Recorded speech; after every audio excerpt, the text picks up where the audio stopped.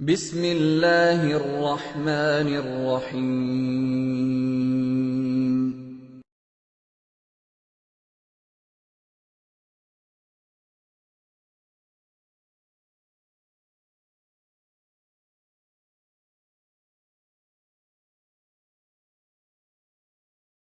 کلام میں جھوٹ کا شائبہ کبھی نہیں، اس کے کلام میں جھوٹ کا شائبہ کبھی نہیں، جیسا کہ خود اللہ تعالیٰ کا ارشاد ہے، اور اللہ تعالیٰ سے بڑھ کر سچا کون ہے؟ اور جو شخص کے یہ اعتقاد رکھے، یعنی ومن اصدق من اللہ قیلا، اس آیت کی طرف اشارہ کیا، اللہ سے بڑھ کر سچا کون ہے، یہ اللہ کا ارشاد ہے۔ اور جو شخص کے یہ اعتقاد رکھے اور زبان سے کہے کہ اللہ تعالیٰ جھوٹ بولتا ہے، جھوٹ کہتا ہے، وہ قطعی کافر و ملعون ہے۔ جو کہے اللہ جھوٹ کہتا ہے وہ قطعی کافر و ملعون ہے، اور کتاب و سنت اور اجماع امت کے خلاف ہے۔ اللہ تعالیٰ پاک ہے اس بات سے جو ظالم کہتے ہیں، انتہائی پاکی ہے ہاں اہل ایمان کا اعتقاد اس بارے میں کہ جو کچھ اللہ تعالیٰ نے فرعون و حامان اور ابی لہب کے بارے میں قرآن میں فرمایا ہے کہ وہ جہنمی ہے، وہ حکم قطعی ہے، اس کے خلاف وہ کبھی نہ فرمائے گا، لیکن اس کے ساتھ یہ بھی ہے کہ وہ ذات پاک اس پر قادر ہے کہ ان کو جنت میں داخل کر دے، وہ اس سے عاجز نہیں ہے، لیکن باوجود اختیار کے وہ ایسا نہ کرے گا۔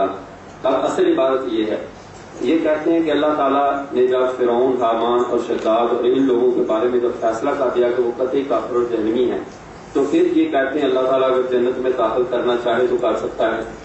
یعنی اصل مسئلہ کذب اور امکان کذب پہ نہیں ہے، اصل مسئلہ خدا کی قدرت کا ہے۔ حضرت نے قدرت کو بیان کیا ہے، خدا نے فیصلہ کر دیا کہ یہ قطعی طور پہ جہنمی ہے، لیکن اگر اللہ تعالیٰ الٹ کرنا چاہے، ان کو معاف کرنا چاہے، تو اب کیا اللہ قادر نہیں ہو اس بات پہ؟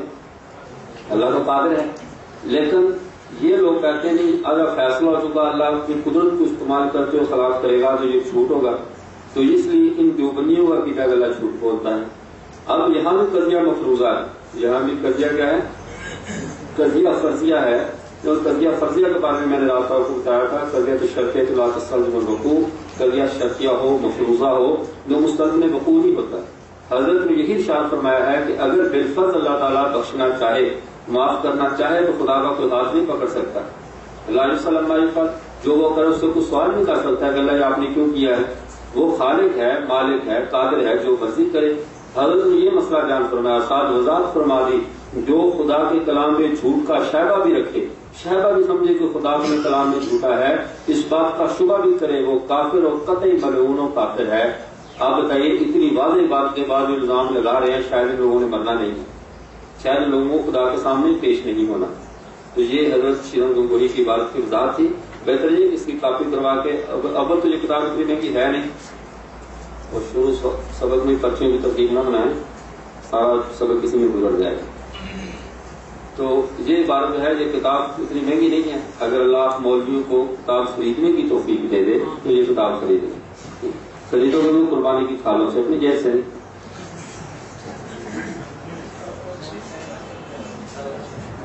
یہ میرے موضوع کو متعلقہ نہیں ہے، چلو اس کی وضاحت بعد میں کرتے ہیں۔ رومال ہے ذرا سینا بہت آ رہے ہیں۔ یہ ایسی بات ہے، اس کے اندر جیسے لکھا، شیرن گنگوہی نے لکھا کہ کوا کھانا حلال ہے، شیرن گنگوہی نے لکھ دیا۔ اب یہ بات انشاءاللہ آپ کو کسی نشست میں آپ کو پوری سمجھاؤں گا کہ یہ کوا کھانا حلال ہے، پھر انہوں نے کیا دیا، لیکن خود ان کے فتاوی جزیہ کے اندر چمگادڑ اور الو کھانے کو بھی حلال لکھا ہوا ہے، اس پر پردہ ڈال دیں گے، اور کوا کھانے کو خود ان کو علماء نے فتاوی نیمیا میں ان چیزوں میں سب میں حلال لکھا ہے، اور وہ اب کوا جو کہ گندگی کھاتا ہے اس کے بارے میں ہے کہ وہ کھانا جو ہے ان کو علماء نے حلال لکھا، اسی کے بارے میں حضرت نے فرمایا اس کی حرمت میں کوئی دلیل ہی نہیں ہے۔ اگر محل کو گندگی میں منہ مارتا ہے اس لیے حرام ہے، تو مرغی کون سا ہمیشہ آب زمزم اور شہد سے منہ مارتی ہے؟ بات سمجھے ہے، مرغی کو بھی دیکھا وہ کہاں کہاں منہ مارتی ہے۔ اگر پھر اس کی چونچ حرمت کا سبب ہے کہ اس کی چونچ ہر جائز اور ناجائز جگہ پر جاتی ہے، تو پھر وہی حکم مرغی کے لیے بھی ہوگا، پھر اس کے بارے میں کیا حکم ہوگا؟ تو یہ کوئی علت نہیں ہے جنہوں نے بیان فرمائی۔ تو بقیہ اس کا انشاءاللہ تحقیق الغراب کے اندر انشاءاللہ پورا اس کے مسئلے کی وضاحت ہوگی۔ اب چلیے ہم مسائل فقہ کے بارے میں کچھ بات کر لیں کہ فقہ کے اندر عمومی طور پر فقہی مسائل پہ یہ لوگ اعتراضات کرتے ہیں، فقہ میں یہ شرم و حیا کے مسائل ہیں یہ، اور مزے کی بات یہ ہے کہ خود ان کے شرم قریب سے بھی نہیں گزری، اور اعتراض کرتے ہیں فقہ کی عبارات پہ کہ ان میں شرم و حیا کے مسائل ہیں، اور یہی طرز جیسے منکرین حدیث بعض مسائل کو لے کر اچھالتے ہیں، حدیث میں ایسی باتیں آ گئی ہیں لہذا ہم حدیث کو نہیں مانتے، بالکل یہی طرز یہی طریقہ کار منکرین فقہ کا ہے۔ فقہ کی چند عبارات اور ان چیزوں کو دیکھ کر جو ہے وہ شور مچانا شروع کر دیتے ہیں، دیکھیے اس میں یہ لکھا ہے وہ لکھا ہے، اصل عبارت کو حذف کر کے دیانتدار آدمی ہو، پوری دیانتداری سے فقہ کا مطالعہ کرنے والا ہو اور فقہ کو سمجھنے کی فہم بھی ہو اس میں۔ اگر فقہ کو سمجھنے کی فہم ہی نہیں ہے، اتنی عقل ہی نہیں ہے، اور وہ بیچارہ اٹھ کر کہے کہ دیکھتے بھی فقہ کی اس بات میں کیا لکھا ہے، تو اسے معذور سمجھیں گے، اس کے لیے علاج کیا جائے گا، دعا کی جائے گی، اس کو جواب نہیں دیا جائے گا۔ اب دیکھیے مثال کے طور پر امام اعظم ابو حنیفہ رحمہ اللہ نے جو فرمایا کہ میرا جو مسئلہ قرآن حدیث کے خلاف نظر آ جائے تو اس کو دیوار پر مار دو۔ اب وہ کہتے دیکھو ہم نے اس مسئلے کو دیکھا، یہ قرآن حدیث کے خلاف نظر آیا، ہم نے دیوار پہ مار دیا۔ بھی دیکھا تم نے ہے نا، تمہارے دیکھنے کا کوئی اعتبار نہیں ہے، تم نے اپنی عقل کی کثرت پہ اس مسئلے کو پرکھا، پرکھ کر تم اس نتیجے پہ پہنچے کہ یہ مسئلہ قرآن اور حدیث کے خلاف ہے۔ لیکن حقیقت کیا ہے؟ اب جو امام صاحب رحمہ اللہ نے فرمایا میرا مسئلہ قرآن اور حدیث کے خلاف نظر آ جائے تو دیوار پہ مارو، یہ کن کے لیے؟ جو مسئلہ پرکھنے کی صلاحیت رکھتے ہیں یا وہ جو عربی عبارت پڑھنے کی صلاحیت نہیں رکھتے؟ اب صورتحال یہی ہے، یہ جہال کا طبقہ جو ہے ان لوگوں کو فقہ کی تو سود بود بھی نہیں ہوتی، فقہ کی بو بھی ان تک نہیں پہنچی ہوتی، انہیں فقہی مسائل کی باریکیوں کا کیا پتا۔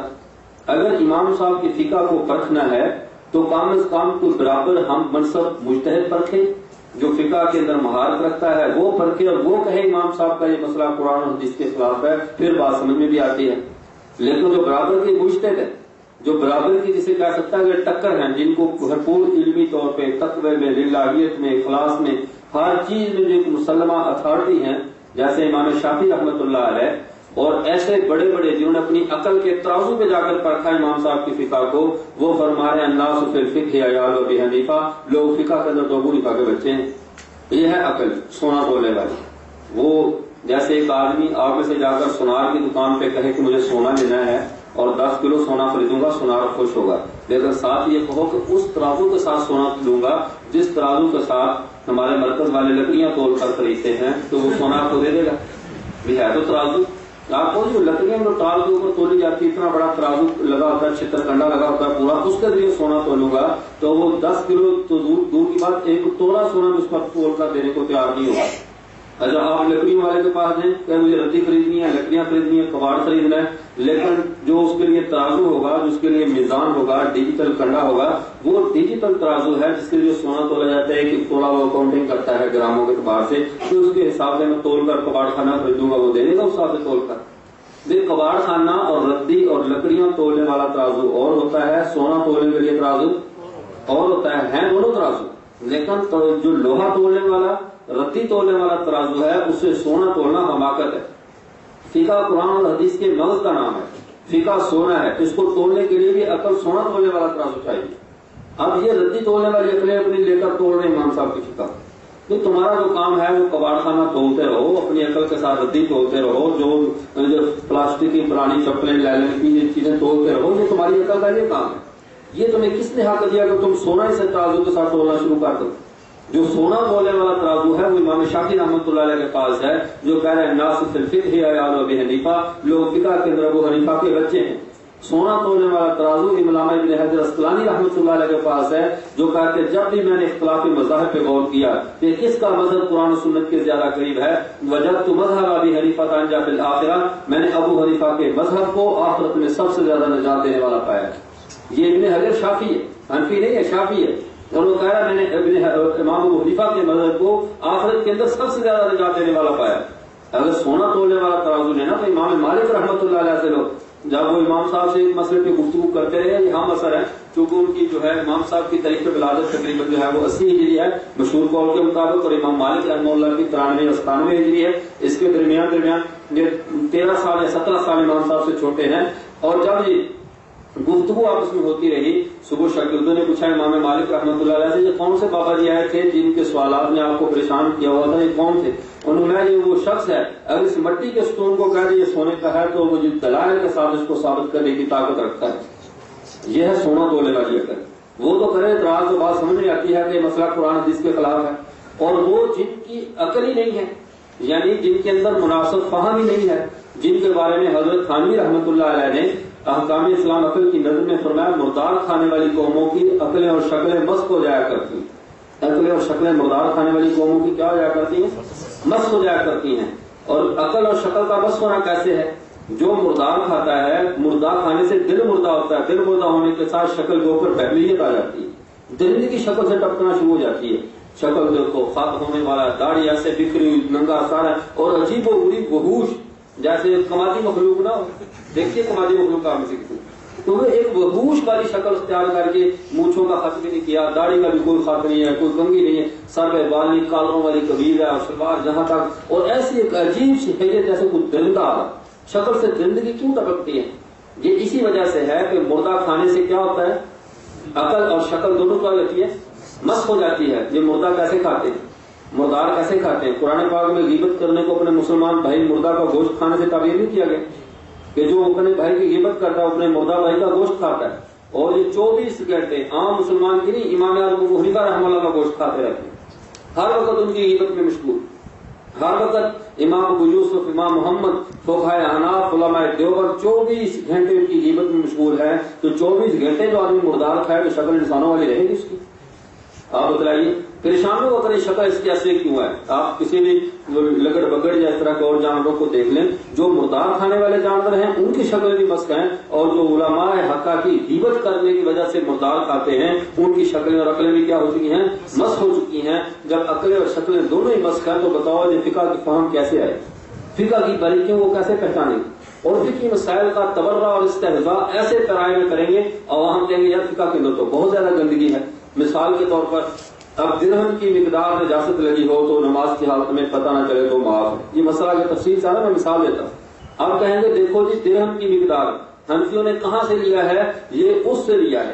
اب یہ اشارے بنا کر بتائیں گے کہ اس سوراخ سے جس سے اجازت نکلتی ہے اس کی مقدار بنا کے انہوں نے درہم کہا ہے، ورنہ درہم کا ثبوت کہاں ہے قرآن اور حدیث میں؟ عوام کا فقہ میں کتنا گندا مسئلہ لکھا ہے۔ موضع نجاست جو ہے اس کو، حالانکہ ظالموں نے یہ نہیں دیکھا کہ اس موضع نجاست کو درہم سے تعبیر کرنا یہ انتہا درجے کی عقل مندی ہے کہ مقد کا ذکر، شرمگاہ کا ذکر بار بار مجالس کے اندر کرنا شرفاء کو ذہن نہیں دیتا، یہ کرتے رہیں، کیونکہ جن کے ہاں وہ حلال جانور ہر چیز حلال ہو، حلال جانور بالکل الوجوہ حلال ہو، اور پھر گھوڑا بھی حلال ہو بما ازائے سلاسی مجرد خماسی مزید کی کے، تو جو ایسے لوگ ہوں جن کی ہر چیز حلال کھا کر ان کی عقل کے اوپر وہ سوار ہو، وہ اگر شرم و حیا کے مسائل کو نشان بنا کر نہیں بیان کریں گے تو اور کیا کریں گے؟ فقہاء کرام ایسا نہیں کرتے۔ فقہاء کرام شرم و حیا کے مسائل کو اشاروں اور کنایوں میں بیان کرتے تھے تاکہ مسئلہ بھی سمجھ میں آ جائے اور مسئلہ حل بھی ہو جائے۔ حضرت عمر رضی اللہ تعالیٰ اور عبداللہ بن مسعود رضی اللہ تعالیٰ اور حضرت علی رضی اللہ تعالیٰ یہ وہ حضرات ہیں جنہوں نے موضع نجاست مقد کو درہم سے تشبیہ دے کر اس مسئلے کو حل کیا ہے، اور یہ مسئلہ حناف کا نہیں ہے، یہ مسئلہ صحابہ کرام کا ہے، لیکن انہوں نے حناف کو کام تشریح کا نشانہ بنایا کہ یہ اس کو اس کے ساتھ تشبیہ دیتے ہیں اور وہ سراغ بنا کر بتاتے رہے، تو یہ ان کی عقل پر جو ہے وہ ماتم کیا جانا چاہیے، کس قدر یہ لوگ کم عقل ہیں۔ حالانکہ فقہ احناف کو دین کے اندر کس قدر شرافت اور حیا کا خیال رکھا گیا ہے۔ ایک عورت آئی امام ابو حنیفہ رحمہ اللہ کی مجلس میں، سیب لے کر آئی اور ساتھ چھری لے کر آئی، باقی آپ نے سنا ہوگا۔ شاگردوں نے کہا استاد جی، پوچھا یہ کس لیے یہ عورت آئی ہے؟ حضرت نے سیب کو درمیان سے کاٹا اور واپس بھیج دیا۔ شاگرد تھے، آپ جیسے بڑے نیک لوگ تھے، ان کے ذہن میں وہ استاد نے اتنی بڑی دعوت ضائع کر دی، سیب آیا تھا کھانے کے لیے، استاد نے کاٹ کے واپس بھیج دیا۔ ایسے ہی ہوتا ہے نا بھائی۔ تو اب وہ استاد نے کہا وہ سیب کی دعوت کرنے کے لیے نہیں آئی تھی، وہ مسئلہ پوچھنے کے لیے آئی تھی، اس کا مقصد مسئلہ پوچھنا تھا۔ شاگرد حیران آئے، استاد کون سا مسئلہ اس نے پوچھا ہے، کون سا اس کے اندر مسئلہ تھا جو اس نے پوچھا؟ انہوں نے فرمایا عورت کی ناپاکی کے انجام کے بارے میں اس نے تفصیلات پوچھی۔ سیب ایک ہی ہوتا ہے، اس کے رنگ مختلف ہوتے ہیں، کسی جگہ سے داغی ہوتا ہے، کسی جگہ سرخ، کسی جگہ سبز، کسی جگہ سفید۔ اس نے یہ سیب پیش کر کے اس کی عقل کی داد اس عورت کی، اس عورت زمانے کی عورتیں بھی کتنی عقل مند تھی اور اس زمانے کے مردوں کی عقل کے اوپر جو ہے وہ پردہ پڑا ہوا ہے، اتنی عقل مند عورت۔ اس نے زبان سے مسئلہ نہیں پوچھا، سیب اس نے کہا ایسا پھل ہے جس کے چاروں طرف وہ سارے رنگ پائے جاتے ہیں، دیکھیں امام صاحب کس کی تفصیل کرتے ہیں کہ ان میں سے عورت کس رنگ کے اندر جو ہے وہ ایام چلے جائیں تو عورت پاک ہوگی۔ امام صاحب نے درمیان سے کاٹ کر واپس بھیج دیا، جب تک بالکل سفید پانی نہیں ہوگا اس وقت تک عورت پاک نہیں ہوگی۔ نہ امام صاحب نے اپنی زبان سے کچھ بتایا نہ عورت نے اپنی زبان سے پوچھا. شرم و حیا کے اندر رہتے رہتے مسئلہ حل ہو گیا یا نہیں ہو گیا؟ اگر ان کے پاس آ جاتا تو جماعت الدعوہ کی رسید کاٹ کر دے دینی تھی جناب ٹھنڈی کے اندر ایک سیب آیا. جی تو میں عرض یہ کہہ رہا تھا اب جو انسان کی زندگی ہے وہ صرف نماز روزے تک محدود نہیں ہے. اسلام کو ہم جب مکمل ضابطہ حیات کہتے ہیں تو یہ صرف نماز روزے اور ظاہری اجزاء تک جو اعمال تک محدود نہیں ہے. ہماری زندگی کے جو خانگی مسائل ہیں, ہمارے اندرونی اور گھریلو مسائل ہیں, استنجے کے مسائل ہیں, یہ سارے ان کا بھی جو ہے وہ شریعت پورا حل پیش کرتی ہے. شریعت ان مسائل کو جو ہے وہ ادھورا نہیں چھوڑتی.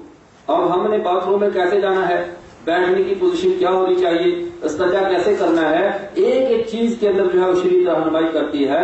حتیٰ کہ ایک یہودی نے جب آپ صلی اللہ علیہ وسلم کو دیکھا کہ وہ پیشاب اور باتھ روم بیٹھنے کی بھی ترتیب بتا رہے کہ اس طرح بیٹھنا چاہیے اور جو ہے وہ قبلہ رخ نہیں ہونا چاہیے, مشرق اور مغرب کی طرف, جیسے بلا کے شرق و غرب کو مدینہ کے اندر شمال میں صبح پڑتا ہے, اس لیے مشرق و مغرب کا آپ صلی اللہ علیہ وسلم نے فرمایا کہ یہ پوری ترتیب بتا رہے تھے. اس یہودی نے کہا اچھا جی چھوٹی چھوٹی باتیں تمہیں تمہارا نبی بتاتا ہے.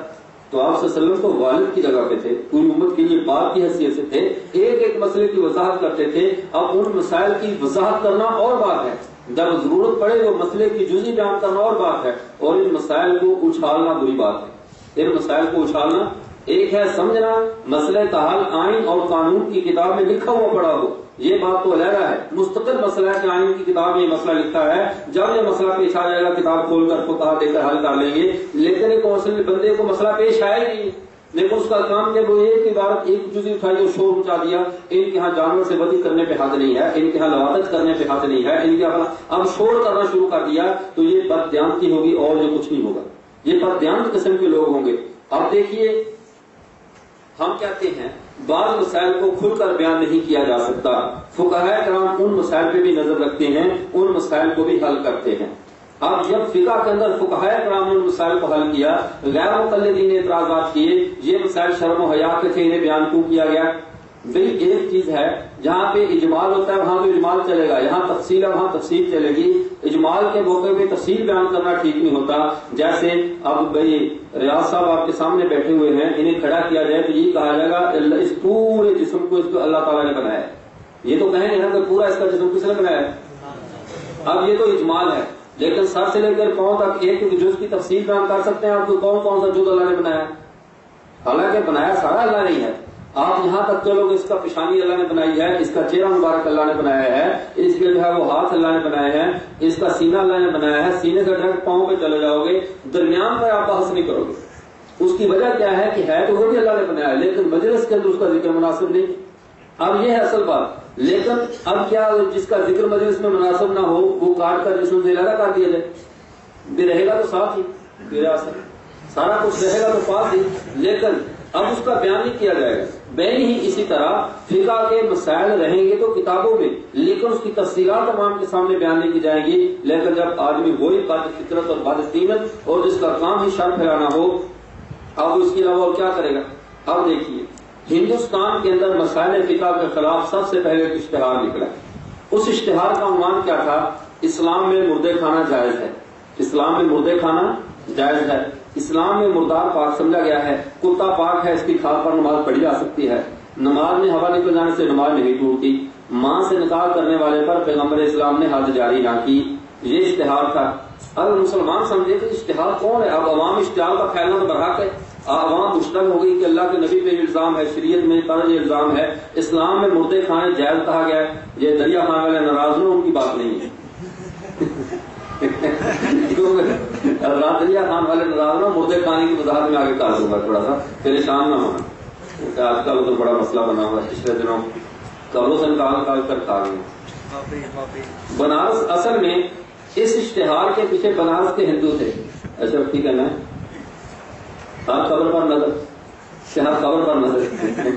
تو یہ اشتہار نکالنے والے بنارس کے ہندو تھے, مسلمان نہیں تھے.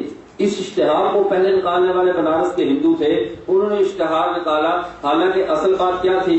اصل بات کیا تھی؟ اسلام میں مردے کھانے جائز ہیں، یہ جملہ تو لے لیا، اصل بات نے لکھی کہ آپ صلی اللہ علیہ وسلم نے ارشاد فرمایا تھا کہ جو پانی ہے 2 میتہ تمہارے لیے حلال کیے گئے ہیں، حالانکہ قرآن پاک میں حرمت علیکم المیتہ تھا، تمہارے اوپر میتہ حرام ہے، لیکن آپ صلی اللہ علیہ وسلم نے فرمایا مچھلی جو ہے وہ تمہارے لیے میتہ ہونے کے باوجود تمہارے لیے کیا ہے؟ اب اصل بات تو مچھلی کی تھی، انہوں نے مچھلی کو درمیان سے نکال دیا کہ اس کا کھانا جائز ہے، حالانکہ آپ صلی اللہ علیہ وسلم نے اس کی وضاحت کی کہ مچھلی کا کھانا گرچہ یہ میتہ ہے لیکن اس میتے کو تمہارے لیے جو ہے وہ حلال کیا گیا ہے۔ میتہ اور مچھلی اور ٹڈی یہ تو جانور ہیں، اور کلیجی اور جو ہے تہال یہ جو 2 یعنی خون ہیں یہ تمہارے لیے حلال کیے گئے ہیں، یہ تو آپ صلی اللہ علیہ وسلم نے اس کی وضاحت فرمائی تھی، لیکن انہوں نے درمیان سے مچھلی کو نکال کر اشتہار کا خطرناک عنوان اختیار کیا گیا تاکہ عوام کے جذبات بھڑکائے جا سکیں۔ اسلام میں مردے کھانا جائز ہے، اسلام میں مردے کھانا کیا ہے؟ آپ بتاؤ، اس اشتہار کا دیانتداری کے ساتھ بتائیں تو اس مسئلے سے کوئی تعلق بنتا ہے؟ اگر اصل بات کو ساتھ لکھا جاتا ہے اسلام میں مچھلی کھانا جائز ہے تو پھر کوئی تعلق بنتا تھا؟ تو پھر انہیں مزہ کیسے آتا شرط ڈالنے کا؟ شرط ڈالنے کا مزہ تو آنے تبھی تھا نا جب عنوان وہ اختیار کیا جائے، جیسے وہ اخبارات بیچنے والے نا جو بازاروں میں چل پھر کر بیچتے ہیں، وہ خبر کو ایسے پڑھیں گے کہ آدمی فوراً خریدنے پہ جو ہے وہ مجبور ہو جاتا ہے، اخبار جب پڑھتا تو خبر اندر کام کی ہوتی نہیں۔ اب وہ کبیر والا میں ایک آدمی اخبار بیچ رہا تھا، خانے وال میں خدا، اب عوام سارے متوجہ خانے وال میں خدا تو خاص بات ہے، وہ خانے وال میں خدا، خانے وال میں خدا، یہ اتنی بات کرتا اگلی بات اندر ہی بول کر جاتا نا، تو وہ بڑے بڑے ایک آدمی نے ہمارے ساتھی نے اخبار تقریر میں بتاؤ خانے وال میں کیا ہے، بڑی خبر لگی خانے وال میں خدا، آگے چھوٹا سا لکھا ہے فضل ہوا بارش ہو گئی۔ ہاں خانے وال میں خدا اتنی بڑی اور فضل ہوا بارش ہو گئی، ساتھ چھوٹا سا لکھا ہوا ہے۔ یہی بات ہوتی ہے ان لوگوں کی، اسلام میں مردے کھانے جائز ہیں، آگے لکھا مچھلی کھانی جائز۔ مچھلی کا مسئلہ اور ہے، مردے کھانے کا اسلام میں مردار پاک سمجھا گیا ہے۔ اب مردار کا پاک ہونا اور بات ہے اور حلال ہونا اور بات ہے۔ اب جو ہے جانور مردار ہے، مر جائے تو آپ صلی اللہ علیہ وسلم نے کیا کل حابل دو بیگا کا طاہرہ، جس کھال کو دبا کر دے دی جائے وہ پاک ہے۔ اب مسئلہ تھا کہ جانور کی کھال کا، اگر جانور مر جائے تو شریعت جو ہے کسی جز کو ضائع نہیں ہونے دیتی، جہاں تک ہو سکتا ہے پوری انسانیت، پوری مخلوقات اللہ نے انسانوں کے لیے بنائی ہے، جس حد تک شریعت کہتی ہے انسان نفع اٹھا سکے اس کو ضائع نہیں جانا چاہیے۔ اب خود حدیث مبارکہ میں موجود ہے، ایک آدمی کی بکری فوت ہوئی وہ تو اس کو آپ نے خود ترغیب دی کہ اس کی کھال سے نفع اٹھاؤ، اس کی کھال کا ڈول بناؤ، دباغہ دے کر اس کو پاک کر لو اور اس کا فائدہ اٹھاؤ۔ اب بات تو یہ تھی، لیکن کیا کیا انہوں نے پوری بات کو اسلام میں مردار پاک ہے، بات مردار کی نہیں، بات اس کی کھال کی تھی، بات مردار کی نہیں تھی، بات کس کی تھی؟ کھال کی تھی۔ لیکن ہوا کیا، انہوں نے اشتہار بنا دیا دیکھو یہ اس میں مردار پاک ہے۔ آگے کتا پاک ہے، اس کی کھال پر نماز پڑھی جا سکتی ہے، کتا پاک ہے اس کی کھال پر، اشتہار ہندوؤں کا ہے، یہ غیر مقلدین چونکہ ان کے مقلدین ہیں ہندوؤں کے، اور میں ایسے نہیں کہہ رہا، تقلید کے خلاف سب سے پہلے جس شخص نے کتاب لکھی وہ ہری چند کھتری تھا، جو بعد کے اندر اس نے نام نہاد اپنا نام مسلمانوں والا رکھا اور اپنی کتاب لکھی ظفر المبین فی تلبیسات المقلدین، فی رد تلبیسات المقلدین۔ یہ کتاب لکھنے والا ہری چند کھتری ہندوستان کے اندر پہلا ہندو تھا جس نے تقلید کے خلاف کتاب لکھی، اور اپنے طبقے کے لوگ جو ہے ابھی تک اسی نظریات کو لیے پھر رہے ہیں اور اس کو مسلمان باور کرا کے ہے، وہ مسلمانوں کے خلاف ایک شور و غوغا انہوں نے برپا کیا ہوا ہے۔ اب دوسری بات دیکھیے، کتا پاک ہے اس کی کھال، اب دیکھیں ہر وہ کھال چاہے وہ مردار ہو، خنزیر جو ہے وہ نجس العین ہے، اس کے جسم کے کسی بھی جز سے انتفاع کرنا جائز نہیں ہے اور کسی حالت میں بھی جائز نہیں ہے۔ اس کے علاوہ جو حلال یعنی کتا ہے یہ حلال نہیں ہے، حرام ہے، لیکن اگر اس کی کھال پر بامر مجبوری، اب دیکھیے آپ جوتے پہن رہے ہیں، آپ کے پاس آپ کو کوئی پتہ نہیں ہے امپورٹڈ ہے جوتا یا باہر سے ہے، کہاں کا ہے بنا ہوا ہے، کس جانور کی کھال سے بنا ہے، اب چونکہ دوبارہ دے کر بن گیا، اگر یہ چیز کو مطلق ناجائز اور حرام کہو گے کوئی جس کی کھال بھی ناپاک ہے، پہلے تو شریعت کے اس عموم ایشما احابن، ہر وہ کھال جس کو دوبارہ دے دیا پاک ہے، اس کے عموم میں تو خنزیر بھی بظاہر شامل ہوتا ہے، لیکن اس کی حرمت چونکہ دوسری نص قطعی سے ثابت ہے اس لیے اس کا اس سے استثناء ہوگا، بقیہ جس کا استثناء نہیں ہے، جس کے لیے نص قطعی نہیں ہے، اس کی کھال دوبارہ دینے سے پاک ہو جائے گی۔ یہ مسئلہ تو حدیث کا فقہ پر اعتراض نہیں بنتا، لیکن انہوں نے پورے اسلام پر اعتراض رکھ کے ہندوؤں نے پیش کیا ہے کہ نماز میں ہوا نکل جانے سے نماز نہیں ٹوٹتی، نماز میں ہوا نکل جانے سے نماز نہیں ٹوٹتی۔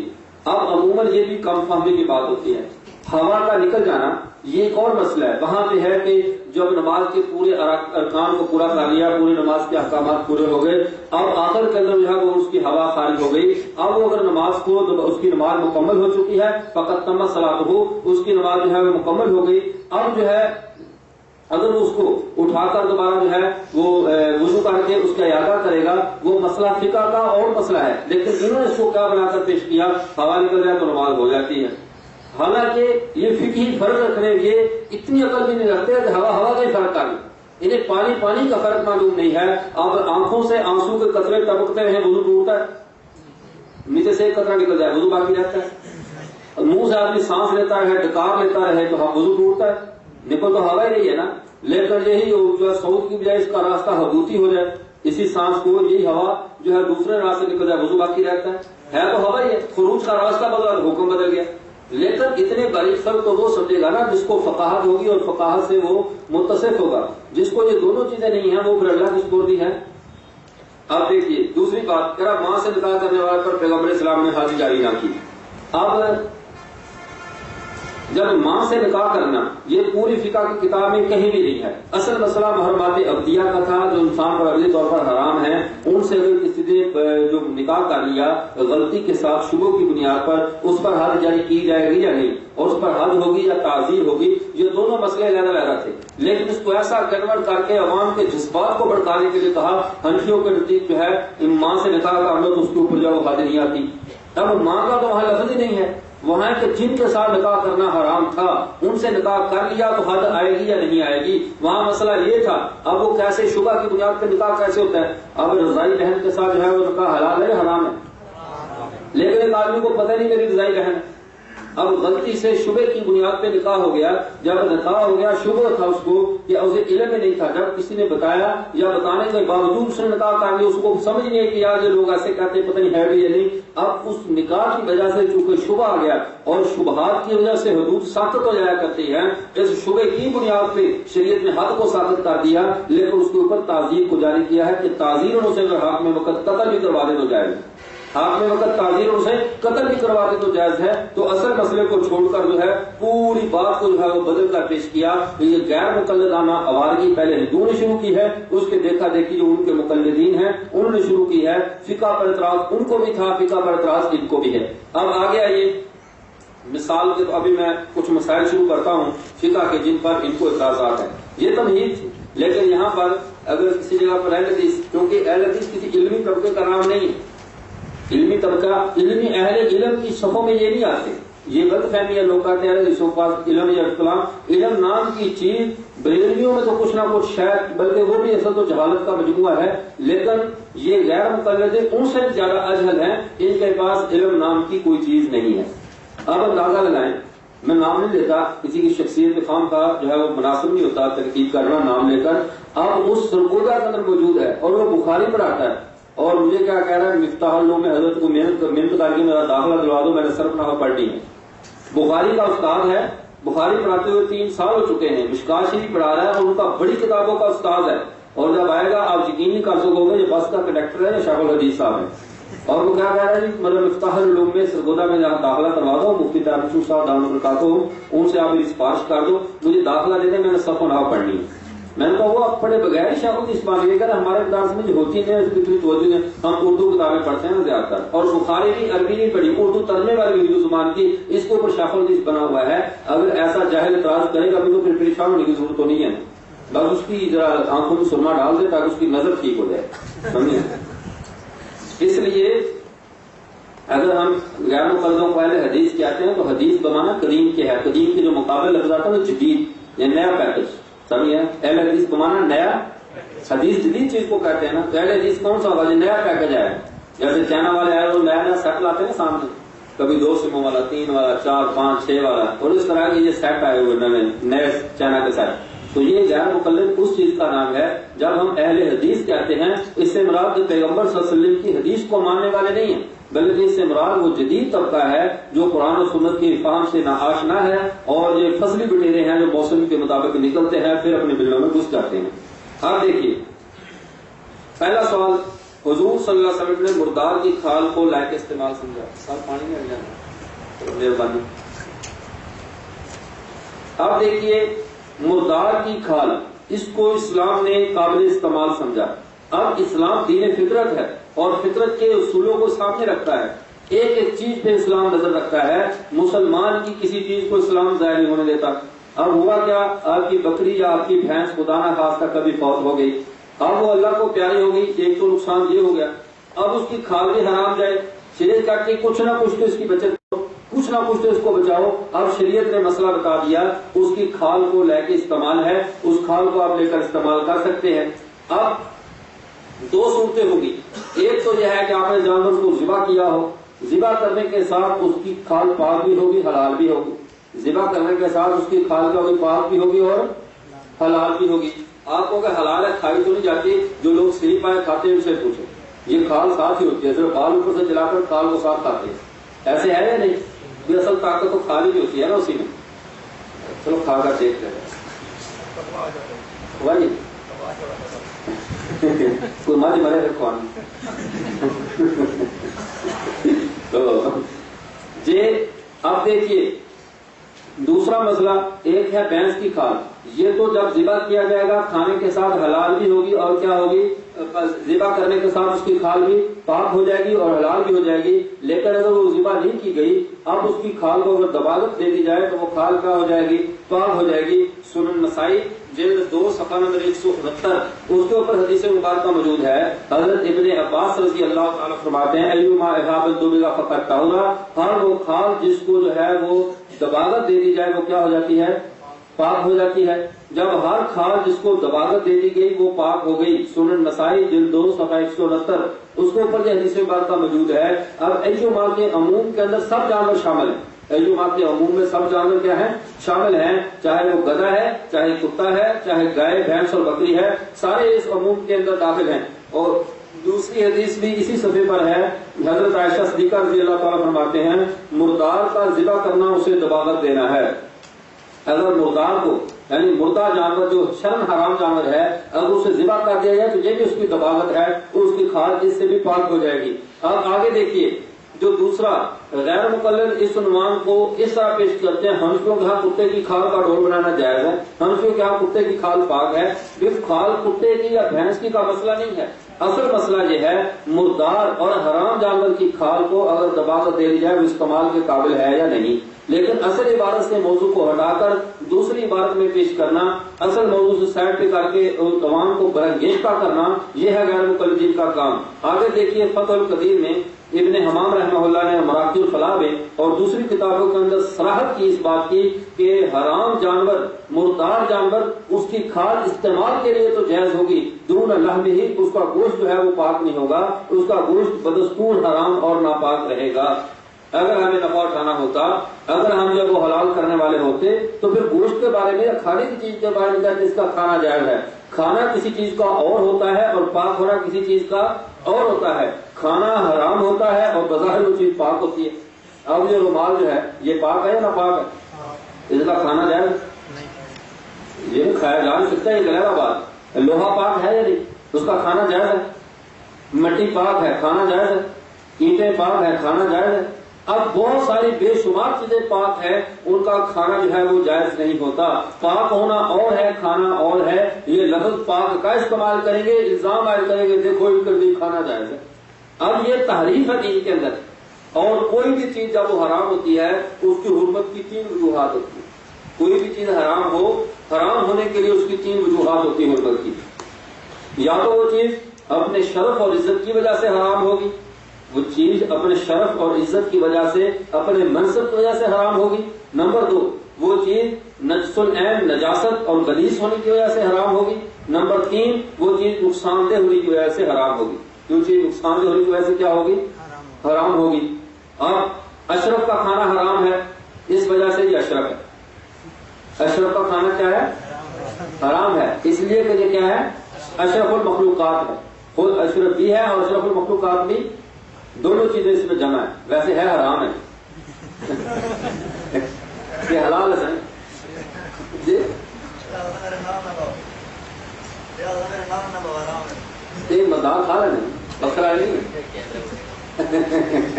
جی عرض کر رہا تھا۔ اب انسان کا کھانا کیا ہے، حرام، انسان کا کھانا کیا ہے یہ حرمت کس وجہ سے ہے کہ یہ اشرف المخلوقات ہے، اس کی عزت اور تکریم ہے، یہ خدا کا نائب اور خلیفہ ہے، اس کو جو ہے وہ کھانا حرام ہے اس کی عزت اور شرف کی وجہ سے۔ دوسرے نمبر پہ جس کا کھانا نجس العین ہونے کی وجہ سے حرام ہو، نجاست کی وجہ سے، جیسے کتا اور خنزیر ہے، ان کا کھانا نجاست کی وجہ سے حرام ہے کہ یہ نجس ہے۔ اللہ حاضر قیاس اور بھی جتنی بھی نجس چیزیں آئیں گی۔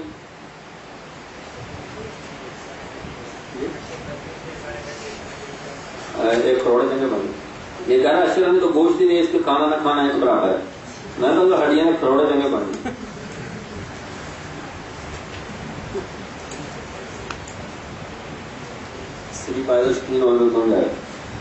جی میں بھی کہہ رہا تھا انسان کا کھانا اس کے اشرف ہونے کی وجہ سے حرام ہے، خنزیر کا کھانا اس کے نجس ہونے کی وجہ سے حرام ہے، مٹی اور زہر کا کھانا اس کے نقصان دہ ہونے کی وجہ سے حرام ہے۔ مٹی اور زہر کا کھانا کس وجہ سے حرام ہے؟ نقصان دہ کی وجہ سے حرام ہے۔ اب شراب جو ہے، شراب نجس ہے، بتائیے۔ اب وہ نجس ناپاک نہیں ہے، وہ پاک چیزوں کھجور وغیرہ سے بنی ہے، لیکن اس میں ناپاکی اور نجاست کس وجہ سے آئی ہے؟ مخامرت العقل ہونے کی وجہ سے، وہ عقل کو ضائع کر دینے والی چیز ہے اور شریعت نے اس کو حرام قرار دیا ہے۔ اب شریعت اس کو حرام قرار دے دیا، اب وہ نقصان دہ ہے، اس لیے وہ ناپاک بھی اور سارا وہ حرام بھی ہے۔ اب دیکھیے زمین حرام ہے نقصان دہ ہونے کی وجہ سے، لیکن ناپاک نہیں ہے۔ اب زمین کے اوپر ہم بیٹھے، اس کا کھانا حرام ہے لیکن کپڑوں کو مٹی لگ جائے، تیمم ہم کس سے کرتے ہیں؟ مٹی سے کرتے ہیں نہیں کرتے؟ جی بات سمجھ میں آئی؟ لیکن اب جو مردار جانور ہے اس کی کھال کا پاک ہونا اور چیز ہے، حلال ہونا اور چیز ہے۔ فقہ میں جو لکھا ہے اس کا پاک ہونا لکھا ہے، حلال ہونا نہیں لکھا، لیکن یہ جان بوجھ کر شرمناک پہلو اختیار کر کے جو ہے وہ پہلو شرمناک اختیار کریں گے۔ دیکھیں ان کے ہاں کتے کی کھال جو ہے وہ پاک ہے، عوام پہلے بکھر جائے گی، اگر اس کی تھوڑی سی ہوا نکالنے کے لیے کہہ یہ پاک ہے تو پھر کیا ہوا؟ بس پھر کچھ بھی نہیں ہوگا۔ حالانکہ ان کے جو کیا نام ہے اس کا، علامہ بہید الزمان، اس نے تو یہاں تک لکھا ہے کہ کیا لگا جو چمڑا رنگ دیا جائے، نظر الابرار جلد 1 صفحہ 30 پہ کہتا ہے جو چمڑا رنگ دیا جائے وہ پاک ہو جاتا ہے، اس طرح مسانہ اور رجی کا چمڑا بھی پاک ہو جاتا ہے۔ اور بعض حضرات نے کہا کہ خنزیر کا چمڑا اس سے مستثنا ہے، وہ پاک نہیں ہے، صحیح یہ ہے کہ وہ بھی پاک ہو جاتا ہے۔ صحیح یہ ہے کہ صحیح و عدم الاستثناء، صحیح بات ہے کہ اس کا استثناء کرنا ٹھیک نہیں ہے، اس لیے کہ ایما احابط کے اندر ہر وہ کھال جس کو دبا کے دے دی جائے، وہ کہتے ہیں خنزیر کے چمڑے کو بھی اگر دبا کے دے دیا جائے تو اس حدیث کی روح سے وہ چمڑا بھی پاک ہو جاتا ہے۔ ہمارے فقہاء کرام نے صرف کتے کے بارے میں جس کی حرمت جو ہے وہ نص قطعی سے، یعنی قرآن سے جیسے خنزیر کی حرمت ہے ویسے اس کو نص قرار دیا، اس کے چمڑے کے پاک ہونے کا قول کیا تو طوفان کھڑا کر دیا، اور اپنے شیخ صاحب نے جو ہے وہ خنزیر تک کی کھال کو پاک کر دیا، وہ نظر نہیں ہے، یعنی وہ نظر نہیں آئی۔ اوروں کے یعنی نکالتے ہیں، عیب و ہنر نکالتے رہتے ہیں، اپنی آنکھ کا شریر نظر نہیں آتا ان کو۔ اب دیکھیے جب آپ غیر مقلدین کو یہ عبارت پیش کرو گے نظر الابرار کی کہ نظر الابرار نے یہ بات لکھی ہے، فوراً جواب دیں گے ہم تو ان کے مقلد ہیں، یہی جواب ہوتا ہے ان کا۔ جب ان کے کسی بڑے کی بات پیش کی ہے تو کیا کہتے ہیں؟ ہم ان کے مقلد ہیں۔ انہوں کو جس ہمارے بزرگوں پہ اعتراض کیے تو تم مقلد ہو، اگر تمہارے اعتراض کرنے کے لیے تمہارا مقلد ہونا ضروری ہے تو ہمارے جن بزرگوں پہ اعتراض کر رہے ہو ان کا تو مقلد ہو، کہیں گے نہیں ان کا تو مقلد نہیں ہے۔ جب تم ان کے بھی مقلد نہیں ہو ان کے بھی نہیں ہو، ایک پر اعتراض کرنا، ایک کو کچھ نہ کہنا، یہ بددیانتی کرنا تمہارے مذہب میں ضروری ہے، یا تو پھر بددیانتی کرنی بھی چھوڑ دو۔ اعتراض ہے تو دونوں پہ ہے، نہیں ہے تو دونوں پہ نہیں ہے، ایک پر کرنا اور ایک پہ نہ کرنا یہ بتا رہا ہے تمہاری دال میں کچھ کالا ہے۔ یہ دال کالی جی کسی مرکزی دال لکھی نا تمام ساری کالی جیسی۔ اب دیکھیے دوسری صورت، اسلام میں غسل کے واجب ہونے کے جو اسباب ہیں وہ کیا کیا ہے؟ اسلام میں وجوب غسل کے اسباب، اب اس کے اسباب جو شریعت نے لکھے ہیں فقہ کے اندر مذکور ہیں۔ آدمی کا انزال جو ہے خواب میں ہو یا جاگتے ہونے میں، جائز عمل سے ہو یا ناجائز عمل سے، ہر حال میں موجب غسل ہے۔ انزال انسان کا جاگتے ہو یا حالت خواب میں، صحیح عمل حلال عمل سے ہو یا حرام عمل سے، ہر حال میں اس کے اوپر غسل واجب ہے۔ بوجہ بیماری یا ناداری اگر غسل نہ کر سکے تو تیمم کرے گا، یہ مسئلہ، اور بغیر غسل و تیمم کے وہ ناپاک بھی رہے گا۔ یہ تو ہوئی ایک بات، فطری راستے کے ذریعے جائز عمل ہو یا ناجائز، اور حالت خواب ہو یا حالت بیداری، جس حالت میں بھی انسان جو ہے وہ ڈسچارج ہوگا اس کے اوپر غسل واجب ہو جائے گا۔ اب دوسری صورت کی طرف آئیے، غیر فطری طریقے جماع، فطری طریقہ نہیں تھا، غیر فطری طریقے سے اگر اس کو انزال نہ ہوا، بغیر انزال کے اس نے ایسی حرکت کی تو اس کے اوپر غسل واجب نہیں ہوگا۔ اب وہ غیر فطری طریقہ کار کیا ہے؟ آپ اکثر طریقے سے زیادہ سمجھتے ہیں، اب آپ نے فقہ کی کتابوں میں پڑھا ہوگا، مثال کے طور پر آدمی اپنے جو ہے وہ ہاتھ کے ساتھ کھیلتا رہا، ناکے بالید بنا یا ناکے بالفخذ بنا، یا اسی طرح یہ اشارات ہیں، اس کی تفصیلات کرنا جو ہے وہ مناسب نہیں، یا کسی چوپائے کے ساتھ جو ہے وہ حرام کاری میں مشغول رہا لیکن انزال نہ ہوا۔ لیکن چونکہ یہ غیر فطری طریقہ ہے یہاں پہ غسل واجب نہیں ہوگا۔ فطری طریقے کے اندر محض دخول کے ساتھ غسل واجب ہوگا، احتلام کے ساتھ غسل واجب ہوگا، لیکن اس کے برعکس دوسری صورت کہ جس صورت کے اندر جو ہے اس نے غیر فطری ذریعہ تھا، عموماً ایسا کام نہیں کیا جاتا، اس بد فطرت نے خلاف فطرت کام کیا ہے، تو اس خلاف فطرت کام پہ اگر انزال نہیں ہوگا تو اس کے اوپر جو ہے غسل واجب نہیں ہوگا۔ بات سمجھ میں آئی؟ اب دیکھیے یہ باریک فقہی فرق جو فقہ نے دونوں صورتوں میں کیا ہے، فطری راستے میں اور غیر فطری راستے میں، دونوں نے جو فرق کیا ہے، اس کا یہ مطلب نہیں ہے کہ غیر فطری طریقوں کا شریعت نے حکم دیا ہے چلو یہ کر لیا کرو، اس سے غسل واجب نہیں ہوگا۔ اب یہ شریعت نے یہ فرق نہیں بتلایا، یہ اس کی طرف ترغیب نہیں دی، بلکہ فرق کو واضح کیا کہ دونوں فرق علیحدہ علیحدہ ہیں۔ اب دیکھیے یہ فقہ کی کتاب ہے ہدایہ کے اندر یہ بات لکھی ہے، جس شخص نے کسی اجنبی عورت سے شرمناک کے ساتھ صحبت کی اسے تعزیر کی سزا دی جائے گی کیونکہ یہ برا عمل ہے جس پر کوئی سزا مقرر نہیں کی گئی۔ پھر آگے جا کر منوتیا بہیمت فلاحکاری لیس فی مان الزنا، فرمایا کہ جس نے کسی چوپائے سے بری حرکت کی اس پر بھی حد زنا جاری نہیں کی جائے گی کیونکہ یہ زنا نہیں ہے، اور لیکن اس پر تعزیر جاری کی جائے گی۔ اب دیکھیے یہ مسئلہ تھا تعزیر کا کہ اب جانور کے ساتھ اگر کسی آدمی نے بدکاری کی اب اس کے اوپر حد جاری کی جائے گی یا نہیں کی جائے گی۔ مسئلہ حد کا تھا کہ حد جاری ہوگی یا نہیں، یہ اس کو اٹھا کر لے گئے غسل کے مسائل میں کہ دیکھیے یہ کہتے ہیں ایسا کام کرو تو غسل بھی واجب نہیں ہے، دوسری سزا ہونا دور کی بات، یہ کہتے ہیں غسل بھی واجب نہیں ہے، اور پوری عبارت کو بدل کر پوری عبارت میں تحریف کر کے اپنے مطلب کی بات نکالی۔ حالانکہ جانور کے ساتھ اگر آدمی بدکاری کرتا ہے تو یہ ایک خود اتنا بدفطرت ہے، اتنی یعنی غلط حرکت کر رہا ہے، چونکہ عموماً شریعت جیسے میں نے رات شاید غالباً عرض کیا تھا، شریعت جو ہے طبیعت کا میلان دے کر قانون بناتی ہے۔ اگر حرام چیز کی طرف طبیعت کا میلان زیادہ ہے شریعت وہاں پر حد بندی کرتی ہے، اور جہاں پہ میلان نہ ہو شریعت وہاں پہ حد بندی نہیں کرتی، اس کو ثواب قاضی پہ چھوڑ دیتی ہے، اس کے ثواب دید پہ جیسے اس کے بارے میں چاہے فیصلہ کرے۔ اب اس کی مثال سمجھیے، شراب بھی حرام ہے اور پیشاب بھی حرام ہے، دونوں حرام ہیں، اور نجاست کے اندر حرمت کے اندر پیشاب شراب سے زیادہ حرام، پیشاب شراب سے کیا ہے زیادہ حرام ہے۔ شراب تو کسی دور میں حلال بھی رہی ہے، پیشاب کسی دور میں حلال رہا ہے، اور شراب تو پی بھی جاتی رہی ہے، پیشاب پی جاتا رہا ہے۔ اب جب یہ دونوں کام میں سے شراب سے پیشاب زیادہ سخت ہے کہ شراب کے بارے میں تو حد ہے، پیشاب پینے کے بارے میں حد کیوں نہیں، اس کے بارے میں حد کیوں نہیں؟ اس کی وجہ یہ ہے کہ شراب کی طرف طبیعتوں کا میلان ہوتا ہے، طبیعتیں شراب پیتی ہیں، لیکن اگر جو ہے پیشاب پیتا ہے تو وہ کوئی بد فطرت ہی ہوگا، ہزار میں سے ایک ہوگا، شریعت نے اس کو قاضی پہ چھوڑ دیا۔ ایسا واقعہ عموماً چونکہ پیش نہیں آتا، شریعت جو مطلق معاملات پیش آتے ہیں، جو دھڑا دھڑ معاملات پیش آتے ہیں، شریعت ان کی پیش بندی کرتی ہے، ان کے بارے میں قوانین مرتب کرتی ہے، بنسبت اس کے جو واقعہ کبھی کبھار کوئی ایک 100 میں سے 1000 میں سے ایک بد فطرت سامنے ہے، ایسے واقعات کے لیے شریعت قانون نہیں بناتی، ایک ہی قانون بنا دیا، وہ قاضی کے ثواب دید پر ہے، اس کو تعزیر کرے، تعزیر کے اندر قتل کر دے تب بھی جائز ہے، شریعت نے اس کے لیے کام جائز رکھا ہے۔ اب سوال تو یہ تھا جانور کے ساتھ بدفعلی کی، اب اس کے اوپر حد نہیں ہے، اس کا کیا مطلب ہے؟ اشتہار لگا ہوا کہ جانور کے ساتھ بدفعلی کیا کرو، یہ اشتہار تو نہیں بنایا، یہ تو حد مقرر کی ہے، حد تو آپ بتا دو۔ حد تو وہ ہوتی ہے جس کا ایک جو ہے وہ لمحہ جس کو آگے پیچھے نہ کیا جا سکے، حد کے ایک کوڑے کو بھی آگے پیچھے نہ کیا جا سکے۔ اور فضل کیا نام ہے تفسیر کبیر میں امام راضی رحمۃ اللہ علیہ نے ایک حدیث کو نقل کیا، اس کے اندر فرماتے قیامت کے دن ایک حاکم کو لایا جائے گا، اسے پوچھا جائے گا آپ نے جو ہے وہ فلان کے اوپر حد کا ایک کوڑا کم کیوں کیا؟ جب حد اس کی 40 کوڑے تھی آپ نے 39 کیوں مارے؟ وہ کہے گا اللہ میں نے تیرے بندوں پہ رحم کرتے ہوئے کوڑا کم کیا، یہ حد کی کمی کی سزا کا دیکھ رہا ہوں، وہ رحم کرتے ہوئے حد کے کوڑا کم کرے گا۔ اللہ تعالیٰ فرمائیں گے کہ کیا تو مجھ سے زیادہ غفور رحیم ہے؟ جب میں نے 40 مقرر کیے تو کون ہوتا ہے 39 کرنے والا؟ یہ مفہوم بتا رہا ہوں، اب اللہ تعالیٰ کیا فرمائیں گے؟ جب میں نے 39 مقرر کیے تو نے کام کیوں کیے؟ کیا تو مجھ سے زیادہ غفور رحیم ہے؟ اسے جہنم میں ڈال دیا جائے گا.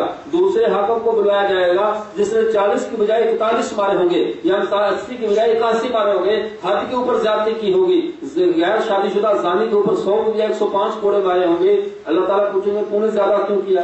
کہے گا اللہ میں نے بندوں کو ڈرانے کے لیے تاکہ دوبارہ تیری نافرمانی نہ کرے. اللہ تعالیٰ فرمائے گا تو مجھ سے زیادہ حکمت والا، جب میں نے 100 مقرر کیے تو نے زیادہ اوپر کیوں کی؟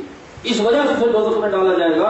حد کہتے اس کو ہیں جس حد سے دائیں اور بائیں نہ ہوا جا سکے، جس سے افراط اور تفریط نہ ہو سکے، جس سے کمی بیشی نہ ہو سکے. جب حد کے اندر یہ قانون ہے، تعزیر میں یہ قانون نہیں ہے. اب جانور کے ساتھ بدفعلی کی، اگر اس کے اوپر حد شریعت کی طرف سے مقرر ہے تو حد پیش کرو کس آیت اور کس حدیث میں ہے؟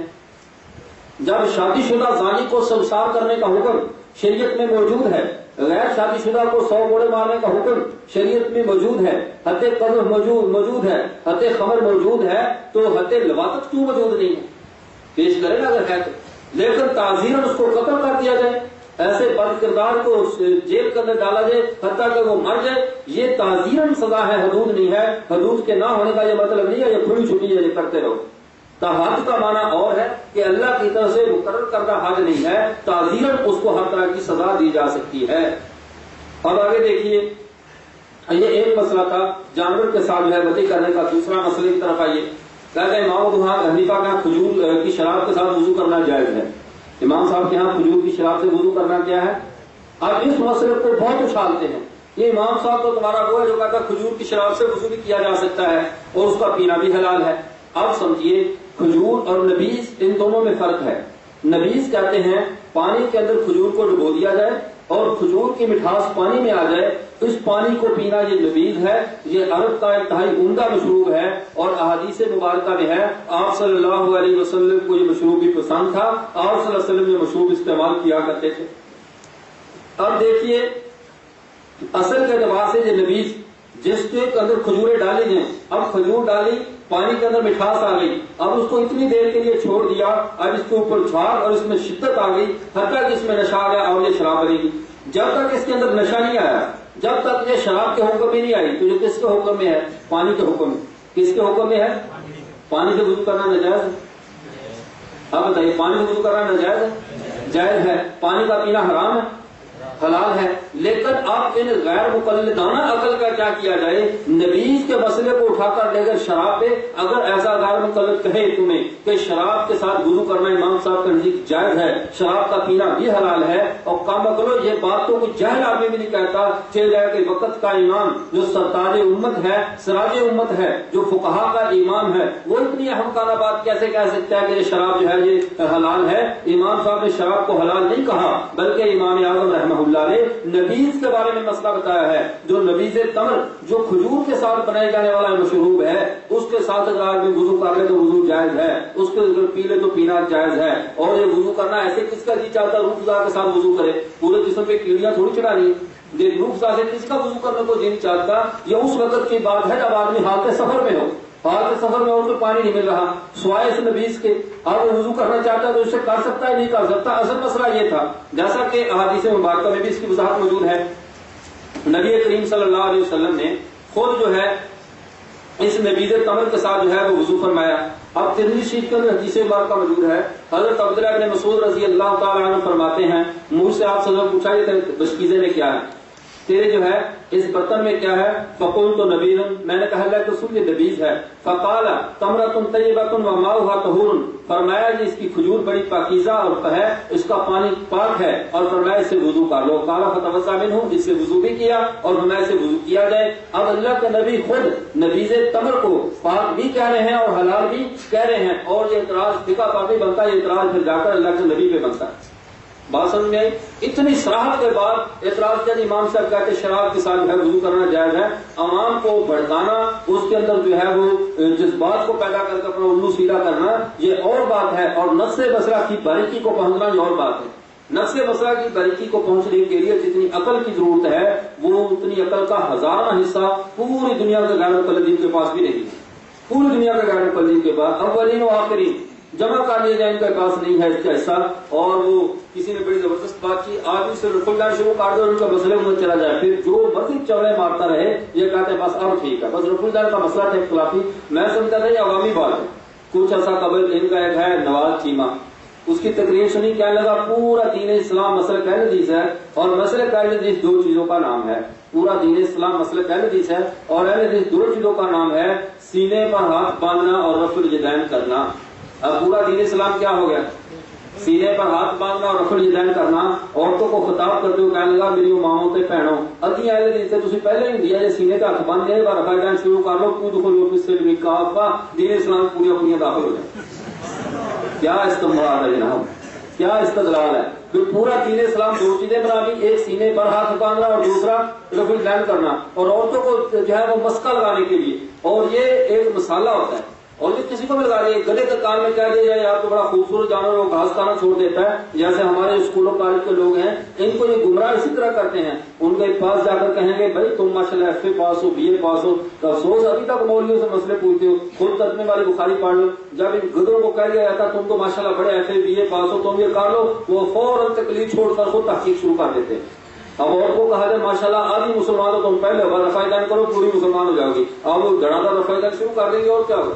اب یعنی کہ پورا مقصد شریعت آپ صلی اللہ علیہ وسلم نے جو 13 سالہ مکی زندگی میں، 10 سالہ مدنی زندگی میں، 23 سالہ دور نبوت میں جنگیں لڑی، آپ صلی اللہ علیہ وسلم نے جو مارے کھائے دین کے لیے اور سفر کیے، جو سارے کے سارے دین اسلام کے لیے تھے. اور دین اسلام کتنی چیزوں کا نام ہے؟ سینے پہ ہاتھ باندھنا اور رفع الیدین کرنا. سبحان اللہ، کیسا دین کا نقشہ کھینچا ہے. اتنی بات پہ ابو جہل کو بھی کیا اعتراض تھا، پھر تو وہ بھی بیوقوف تھا. اتنا آسان دین تھا، رفع الیدین شروع کر دیتا، بس اللہ اللہ فیصلہ بکیا سارے کام کرتا رہتا. اس طرح کے یہ کام عقل اور فقہا ہوتے ہیں. یہ فقہا یعنی یہ صفی ہوتے ہیں، سلفی نہیں ہوتے، یہ صفی ہوتے ہیں. سمجھے؟ ایک ہوتا ہے سلفی، ایک ہوتا ہے سلفی. یہ سلفی ہیں، صفی سلفی نہیں ہے، لام کے اوپر ضرب نہیں ہے. سلفی کا معنی آپ دیکھ لیں، ہوا کا بھرا ہوا خالی مشکیزہ. ہوا کا بھرا ہوا خالی مشکیزہ چمڑا، اس کو سلفی کہتے ہیں نا. وہ جیسے وہ متنبی نے کہا نا، وہ تل کا سموتم زاد آتے نہیں فقد ضل قوم باصنامهم اما بذکر الہم فلا وتل کا سموتم زاد آتے کن اذا حرقوه فساء وهذا. کہہ رہا پہلے میں نے کتوں سے تو لوگ گمراہ ہوتے دیکھتے تھے، لیکن یہ ہوا کے مشکیزے سے گمراہ ہوتے پہلی دفعہ دیکھے ہیں. تل کا سموتم زاد آتے کن، پہلے بت چپ ہیں. یہ بت کا فرق یہ ہے کہ یہ بس بولتا ہے اذا حرقوه فساء وهذا، جب اس کو تھوڑا سا ہلاؤ جو اوپر سے ہوا نکالتا ہے کسی سے، بس کا یہ کام ہے. اور لوگ پھر بھی گمراہ ہوتے. یہ وہی ہے نا جن سے ایک وضو کے ساتھ 3 وتر بھی نہیں پڑے جاتے، ایک پڑھ کر اعتراض کرتے ہیں پوری 40 سال نماز کیسے پڑھ لیں. یہ ہوا کے مشکیزے سے کہاں وضو باقی رہتا ہے. تو میں عرض یہ کر رہا تھا یہ سلفی ہیں یہ لوگ، صفی. اب دیکھیے تو میں عرض یہ کر رہا تھا، اب جب تک نبیذ حد سکر کو نہ پہنچی ہو، جب تک نبیذ نشے کی حد کو نہ پہنچی ہو، اس کی حرمت پر کوئی دلیل نہیں ہے. اور نبیذ کا مشروب اتنا زبردست مشروب ہے، اللہ کبھی آپ کو بھی یہ پینا نصیب کرے. کھجورے پانی میں ڈبو کر جو ہے رمضان مبارک میں اس کو استعمال کریں. اور یہ سنت سن کر پیے کہ نبی کریم صلی اللہ علیہ وسلم اس کو پیا کرتے تھے، لیکن گرمیاں ہیں 24 گھنٹے سے پہلے پی لیں، یعنی ظہر کو بھگوئے نہ تو افطاری کے بعد پی لیں. اور یہ بہت طاقتور اور انتہائی مفید چیز ہے انسان کے لیے، لیکن آپ نے صرف میری طرح چاہیے کہ نہیں ہوتی. جی آگے دیکھیے دوسرا مسئلہ جس کے اوپر یہ تو تھا اس کا نبیذ کا مسئلہ. اب آگے دیکھیے ان نے نیا جو گل کھلایا، ایک اور غیر مقلدانہ جسارہ سنیے. کہنے لگے فقہ حنفی میں ہے کہ تیمم پتھر اور چونے پر بھی ہو جاتا ہے، ان چٹانوں پر بھی ہو جاتا ہے جن پر مٹی کا کوئی گرد و غبار نہ ہو، اور مٹی کے بغیر تیمم کی راہ فقہ حنفی نے دکھائی ہے. مٹی کے بغیر تیمم کی راہ یہ فقہ حنفی نے دکھائی ہے. اب کہتے ہیں اللہ نے قرآن پاک میں یعنی صحیح کہا ہے مٹی کا ہے، اور یہ لوگ جو ہے وہ کہتے ہیں چونے سے بھی تیمم ہو سکتا ہے، اور جو ہے وہ اس کے ساتھ جو ہے پتھر سے بھی تیمم ہو سکتا ہے. ایسی چٹان جس کے اوپر گرد و غبار نہ ہو اس کے اوپر بھی تیمم ہو سکتا ہے. یہ شریعت کا اگر خام خواہ کے غسل پیدا کر کے عوام کو تانا ثانی دی ہوئی ہے. حالانکہ صحیح کا لغوی معنی دیکھا جائے تو اللہ کے نبی صلی اللہ علیہ وسلم نے پہلے نمبر پہ خود کیا فرمایا، جعلت الارض مسجدا وطہورا. اللہ نے پورے زمین کے روئے زمین کو، پورے زمین کے صفحہ کو اللہ نے میرے لیے جو ہے وہ تیمم کے لیے پاک بھی کر دیا، اور مسجد بھی بنا دی کہ سجدہ جس پر میں کر سکتا ہوں. اب بہت ساری جگہیں ایسی آئیں گی جہاں پہ پانی نہیں ہوگا، لیکن زمین تو ہر جگہ پر ہوگی. اب ہماری تبلیغی جماعت ان علاقوں میں جہاں پر جائے پانی نہ ملے، پہاڑی علاقوں میں یا کہیں صحراؤں میں چلی جائے، وہاں پہ اگر پانی نہ ملے گا تو وضو کیسے کرے گی؟ اب شریعت نے ان کے مسئلے کا بھی حل نکال دیا، چونکہ تم نے تو دین کا کام کرنا ہے. اور بعض پارٹیاں تو وہیں تک ہی جائیں گی نا جہاں جہاں پہ قربانی کے جانور کی کھالیں دستیاب ہیں. اور ہم نے تو وہاں پر نہیں جانا جہاں دنیا کے کونے میں کوئی مسلمان رہتا ہے. ہم نے تو ان کے ایمان بچانے ہیں, ہم نے اپنا اکاؤنٹ تو نہیں بچانا. تو جن کو اپنے اکاؤنٹ کی فکر ہے, اب ایک بزرگ سے کسی نے کہا بابا جی غیر مقلد رہے, کہنے لگا بابا جی تمہاری نماز نہیں ہوئی, آپ کی نماز نہیں ہوئی. اس نے کوئی بات نہیں کی, اس نے کہا ہاں بیٹا نہ ہماری نماز ہوتی ہے, نہ روزہ, نہ حج, نہ زکات, ہماری یہ قربانی کی کھال ہوتی ہے وہ آپ لے جاتے ہو, بس ایک کھال ہوتی ہے وہ بھی آپ لے جاتے ہو, ہمارے پاس ہے کیا. تو ہمیں جو دین کا کام پوری دنیا میں کرنا ہے. اب جب ایسی ایسی جگہوں پر جائیں گے جہاں پہ پانی نہیں ہوگا لیکن زمین تو ہوگی, اور ایسے پہاڑی چٹانوں کے اوپر جائیں گے جہاں پہ گرد و غبار کا نام و نشان نہیں اور پانی بھی نہیں ہے, وہاں وضو کیسے کریں گے, وہاں نماز معاف ہو جائے گی. اب زمین جو سائز زمین کا جو اطلاق ہے, جو ارض کا اطلاق ہے, وہ جیسے مٹی پر ہوتا ہے پتھر پر بھی ہوتا ہے, وہ جیسے مٹی پر ہوتا ہے چوڑے پر بھی ہوتا ہے, جیسے مٹی پر ہوتا ہے ایسے چٹانوں پر بھی ہوتا ہے. تو سعید کہتے ہیں جو زمین کے روئے زمین کے چہرے کو, سعید اوپر علوق سے ہے, یہ تہوں کے اندر ہو یا علوق کے اوپر ہو, جو چیز بھی زمین کی تہ کے اوپر ہے یعنی جس مٹی کی جنس سے ہو اس کو جو ہے اس سے سعید مٹی ہی کہا جائے گا, اس سے تیمم کرنا جائز ہوگا. لیکن غیر مقلدوں کا کیا کیا جائے, جن لوگوں نے جو ہے وہ خاص کر دیا نہیں وہ مٹی اور گرد و غبار ہوگا تو تیمم ہوگا ورنہ نہیں ہوگا. یہ بھی عجیب, انہوں نے دین کو کھلونا بنایا ہوا ہے. لوگوں نے تیمم کرنے پر آئے تو ان کو تیمم کے مسائل کا بھی نہیں پتا. ایک دفعہ میں جماعت الدعوہ کی اجتماع کے اندر گیا, مریض کی پتوں کی کے اندر جس کا اجتماع ہوا, وہاں میں نے دیکھا اب وہ مسا کر رہا, تیمم کر رہا مٹی کے ساتھ بلا وجہ. چونکہ ہم مجاہدین ہیں اور یہاں ہمیں جلدی ہوتی ہے, اس لیے میں نے کہا یہ بڑا انڈیا کا بارڈر کے اوپر پتوں کی ہے نا, جہاں پر تم بارڈر پہ کھڑے ہو, تمہارا بہت ضروری ہے بار تیمم کر رہا ہے. اور تیمم کیسے کر رہا ہے, اور پہلے اس کو یہ دیکھ میری ناک کے اندر مٹی کے ساتھ انگلی دبو کر لگانے کی ضرورت ہے, اور پھر پورا اس کو مسا, پھر کانوں کے اوپر, پھر ایسے سر کے اوپر یہ مٹی پوری ہاتھوں سے پورے سر کا مسا کر رہا ہے, اور پھر بازوں کا, پھر پاؤں کو بوٹ کے اوپر یہ مسا کر رہا ہے پاؤں کے اوپر. یہ تیمم کا حال ہے. یہ مسائل کا بھی نہیں پتا, انہیں مفتی بنا کر کھڑا کر دیا گیا ہے. یہ جہالت نہیں ہے تو اور کیا ہے.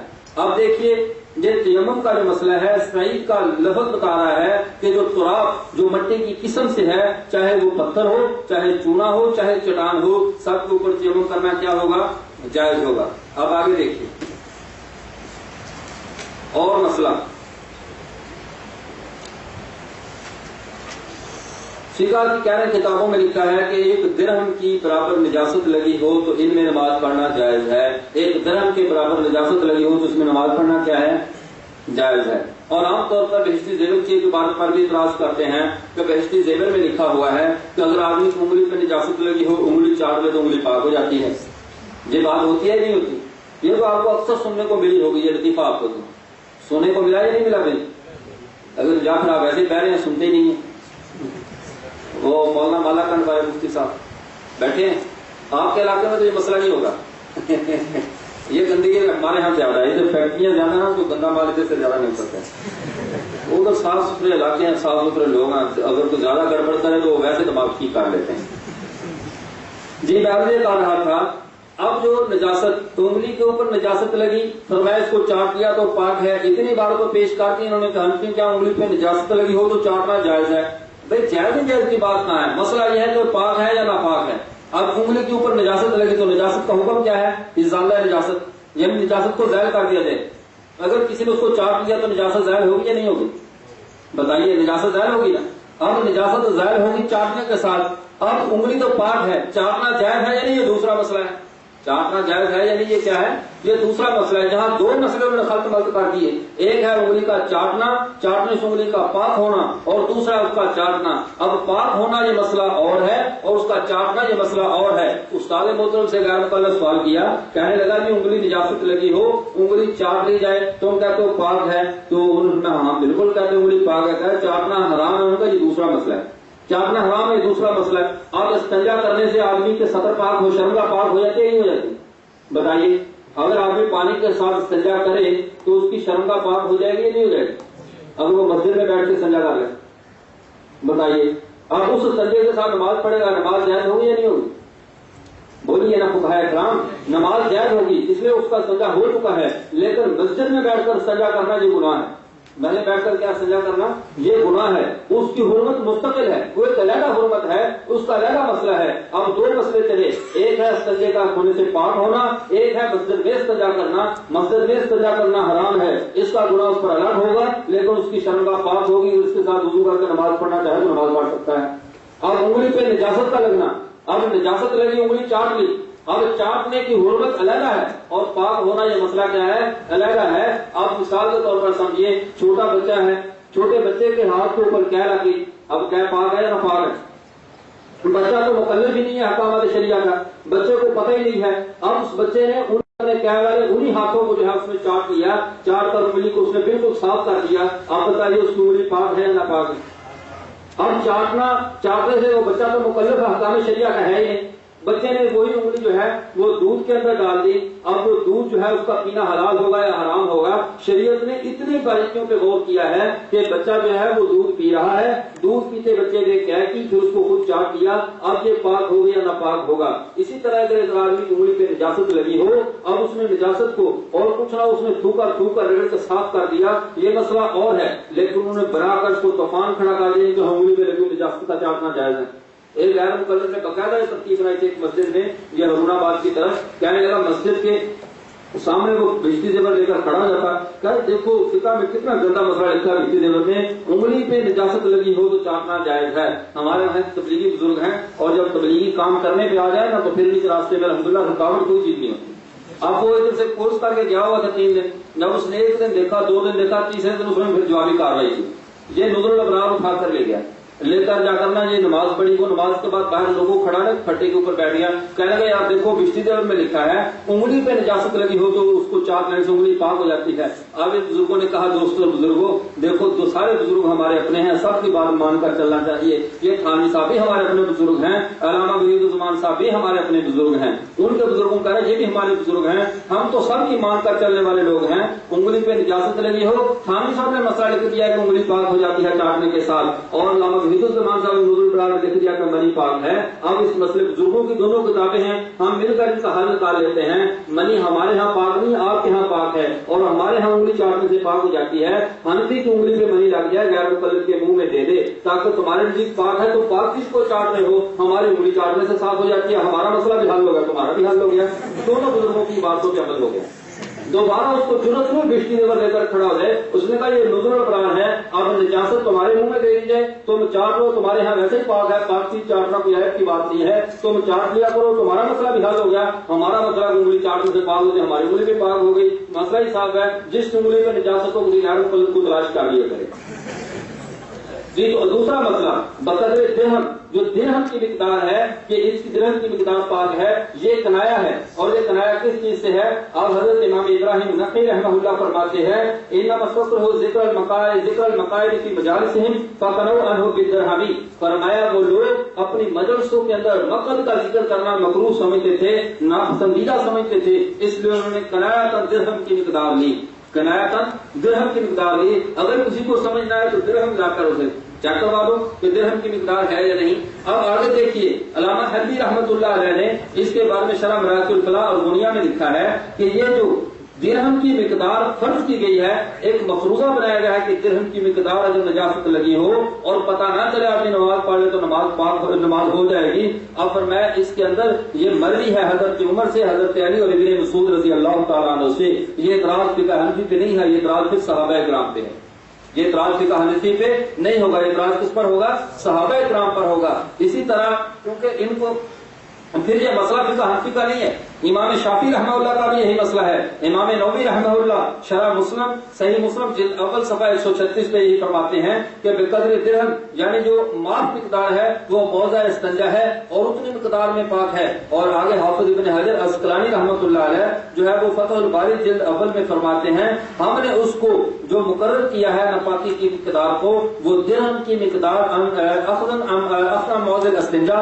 مستنجے کی جگہ کی مقدار کا اندازہ لگا کر ہم نے درہم کا لفظ کنایہ پر استعمال کیا ہے، لیکن یہ کنایہ تو سمجھ انہیں آئے گا نا جنہیں کنایہ سمجھنے کی بھی عقل ہو، اور جن میں یہ عقل نہ ہو ان کا پھر اللہ ہی ہوگا۔ آگے دیکھیے دوسرا مسئلہ محرمات ابدیہ کا، کہ جن کے ساتھ ابدی طور پر نکاح کرنا حرام ہے ان کے ساتھ اگر ایک آدمی نے نکاح کر دیا تو اس کا شرعی حکم کیا ہوگا؟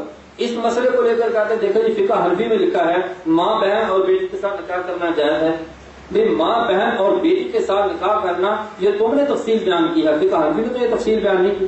فقہ حنفی میں تو مطلق لکھا ہے جس کے ساتھ نکاح کرنا حرام ہے اس کے ساتھ اگر آدمی نکاح کرے تو وہ ماں بھی ہو سکتی ہے، بہن بھی ہو سکتی ہے، بیٹی بھی ہو سکتی ہے، اور عدت کے اندر کسی کے ساتھ نکاح کیا جائے تو وہ نکاح کرنا بھی تو حرام ہے، جو بھتیجی کو ہوتے ہوئے پھوپھی سے نکاح کیا جائے وہ نکاح کرنا بھی حرام ہے، اسی طرح اپنی رضائی بہن یا رضائی ماں کے ساتھ نکاح کیا جائے وہ نکاح کرنا بھی حرام ہے۔ اتنے سارے احتمالات کو چھوڑ کر تم جو ماں بہن بیٹی کو مراد لے رہے ہو تو بتائیے جس نے ماں بہن بیٹی کے ساتھ کسی بد فطرت نے منہ کالا کرنا اسے نکاح کا ڈرامہ چلانے کی ضرورت ہے؟ وہ ویسے بدکاری نہیں کر سکتا۔ یہ نکاح کا لفظ شبہ پیدا کر رہا ہے یہاں پہ کہ جب وہ نکاح کر رہا ہے تو اس کو خود یا تو شک ہوگا کہ اس کے ساتھ نکاح کرنا جائز ہے، یا شک نہیں ہوگا حرام سمجھتے ہوئے جو اس نے نکاح کیا ہے، چونکہ لفظ نکاح کا شبہ آ گیا ہے اس شبے کی بنیاد پہ اس کے اوپر حد جاری نہیں کی جائے گی، لیکن تعزیراً اس کو قتل بھی کر دیا جائے گا، تعزیر کی اس پہ جاری کی جائے گی اور تعزیراً اس کا قتل کرنا بھی کیا ہوگا؟ جائز ہوگا۔ آپ دیکھیے حرام نکاح پر صحابہ کرام کے کیا جو تھے رد عمل تھا۔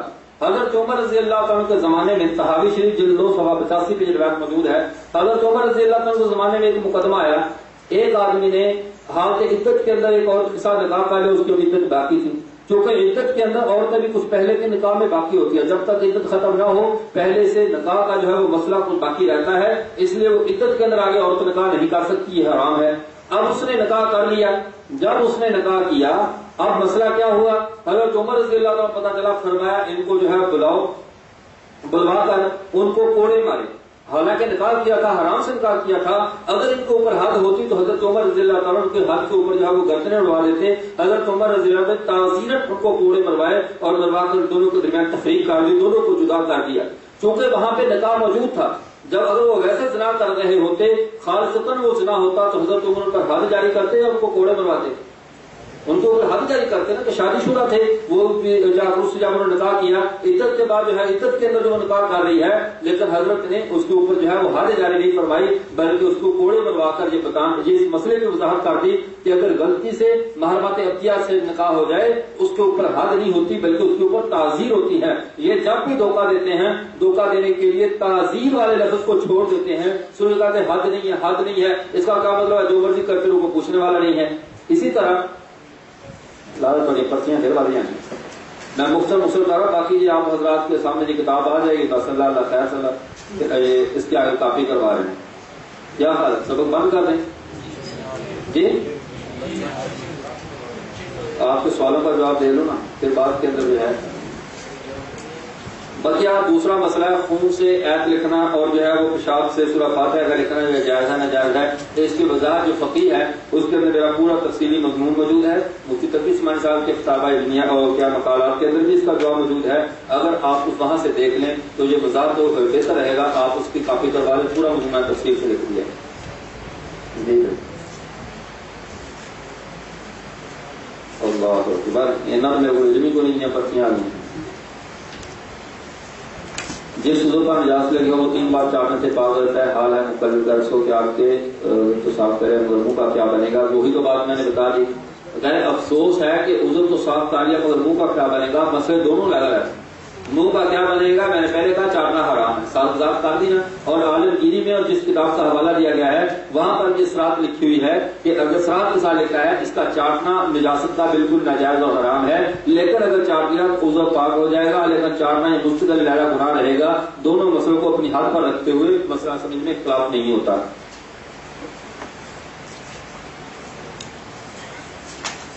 جی سوال بہت پیارا کیا ساتھی نے، کہہ رہا آپ نے کل فرمایا کہ شناختی کارڈ کے لیے اپنے منصب امامت اور تدریس لکھواتے ہیں، اس میں تجارت لکھوانا چاہتے ہیں، سوال یہ کہ تجارت ہی نہ کرتے ہوں بلکہ صرف امامت یا تدریس ہی کرتے ہوں تو وہ کیا لکھوائے؟ وہ لکھا لے فارغ، کوئی کام نہیں کرتا، فارغ لکھوانا تو کوئی ایپ نہیں کہ میرا کوئی کام نہیں کرتا، بس امامت میرا منصب ہے، وہ کوالیفکیشن میں لکھواتا، فارغ رہتا ہوں، لیکن تھوڑی بہت ساتھ ساتھ تجارت کرتے رہنا چاہیے، تھوڑی بہت تجارت، چاہے وہ آپ دکان پر کتاب سودا خرید کر لیں، یہ بھی تو تجارت ہے، یعنی گھر کا سودا سر بھی خرید کر لاتے ہیں نا، گھر کی چینی جو گھر والے پیسے دیتے ہیں اپنے پیسوں سے آپ گھر والوں کو کوئی چیز لے کر دیتے، اور جو مولویان کرام اور مولویات جو ہیں جو بنات میں پڑتی ہیں، علم جیسے مرد میں عاجزی پیدا کرتا ہے، عورت میں علم تکبر پیدا کرتا ہے، اس لیے عمومی طور پر جو عالمات ہیں ان کی شادیاں ناکام اس لیے ہوتی ہیں. جب یہ عالمہ بن جاتے ہیں سمجھے پتہ نہیں ہم کو ساتھ کو معاف ہے, ہمیں گھر کا کون سا کام کرنا ہے, ہمیں ان کاموں کی کون ضرورت ہے. اور جب آپ عالم بن جاتے ہو ماشاءاللہ نہ والدین کی خدمت, نہ بہن بھائیوں کو احترام, نہ تقریم, کوئی چیز آپ کی ذمہ نہیں رہتی. خدا کے لیے علماء کو اپنے والدین کے عزیز و اقارب کی خدمت سے زیادہ توجہ دینی چاہیے. رہا مسئلہ یہ بھی تو تجارت ہے. آپ اپنا کپڑا خریدنے کے لیے جاتے ہیں, اپنی ٹوپی خریدتے ہیں, اپنا لباس خریدتے ہیں, ضرورت کا ہے تو یہ بھی تجارت خریدا ہی ہے نا. آپ کرایہ تنتوریہ کرتے ہو وہ لکھوا دیں کہ میرا کام تجارت ہے, میں ٹوپیاں خریدتا ہوں, رائگن کا بھی اجتماع پہ جاتا ہوں اپنے لیے. جی بھائی آگے دیکھیں. غیر مقلدین کی تعارف اور حقیقی چہرے کے انکشاف پر مشتمل جامع معنی کتاب کا نام اور ان کے راتب میں دلائل پر مشتمل جامع معنی کتاب کا نام بتا دیں. میرے بھائی جامع معنی کتاب کا ایک ہی نام ہے, تخصص فی تحقیق بدعویٰ 1 سالہ. آپ اس کے اندر آ جائیں انشاءاللہ. یہ ایسی کتاب ہے اس کے بعد آپ کو یہ سوال کرنے کی ضرورت ہی پیش نہیں آئے. تخصص آپ نے نہیں کرنا, گھر بیٹھے بیٹھے کہتے حلوے کی طرح پورا علم ڈاؤن لوڈ ہو جائے. جو آج کل کیا اسکین ہو جائے, اسکین ہو کر ہمارے سامنے آ جائے. تو ایسا نہ کریں, کچھ تھوڑا سا کچھ تم چلو کچھ ہم چلیں, یا کھا کے اگر رکشا کروا رہے ہیں تھوڑا سا فی الحال کہو تو صحیح. صاحب 1 سالہ تخصص کے لیے آپ تشریف لیں. ویسے غیر مقلدین کی تعارف کے لیے استاد محترم مولانا عمر صاحب کی کتاب فرقہ اہل حدیث پاک و ہند کا تحقیق کی جائے گا. آپ حیران ہوں گے, دارالعلوم دیوبند سے کتاب پچھلے سال یہ 6000 کتاب انہوں نے خود شائع کی اجازت لے کر اور اپنے طلباء میں تقسیم کی. اس جیسی جامع معنی کتاب اور نہیں ہے, ان کی پوری ڈیٹیل. اچھا مزے کی بات یہ ہے کہ میں نے آپ کو شاید مثال دی تھی, عذر گناہ بدتر از گناہ, عذر گناہ بدتر از گناہ کی مثال سنی تھی نا آپ نے. تو ہم نے تو اس کتاب کے اندر تو صالح محترم نے اتنا لکھا کہ غیر مقلد انگریز کے ایجنٹ ہے, وہاں سے انہوں نے اپنا نام لاٹ کروایا. اور انہوں نے خود اپنی کتاب تاریخ اہل حدیث لکھی ہے ڈاکٹر بہاؤالدین نے, اس میں اس نے خود لکھ دیا, کہنے لگا کہ ہم نے انگریز کو جو درخواست دی تھی اس کا اصل متن یہ ہے. پوری درخواست کے ساتھ انگریزی زبان میں شائع کر دی ہے. ہم کہتے تھے کہ ہم نے کب آپ پر الزام عائد کیا تھا, شکر ہے تو آپ اپنے گھر سے گواہی فراہم کر دی ہے. اس لیے یہ کتاب استاد محترم کی فرقہ اہل حدیث پاک و ہند کا تحقیقی جائزہ, یہ کتاب آپ خرید لیں, انشاءاللہ اس کا حل ہوگا. بلکہ آپ کہتے ہیں مدلل رکھ کے لیے آپ تھوڑی سی محنت کریں. قافلہ ہے تو ہمارا جو سماعی نکلتا ہے وہ اپنے پاس لگوا لیں. مدرسین تب, مبلغین تب اور جو فارغین ہے تب, ہر حالت کے اندر آپ یہ رسالہ اپنے پاس لگوا لیں. ہمارا جتنا یہاں سے لٹریچر نکلتا ہے یہ غیر مقلدین کراچی میں بہت مدلل لٹریچر ہے. بلکہ شیخ سرفراز خان صفدر صاحب رحمۃ اللہ علیہ کی جتنی کتب ہیں, علامہ خالد محمود صاحب دامت برکاتہم, مولانا امین صفدر صاحب وقاری رحمۃ اللہ علیہ, ان حضرات کی کتابیں یہ غیر مقلدین کے بعد ہی میں ہیں. رسائل اعظم مولانا حبیب الرحمان خالد صاحب کی ہے, ان کتابوں کو خریدیں.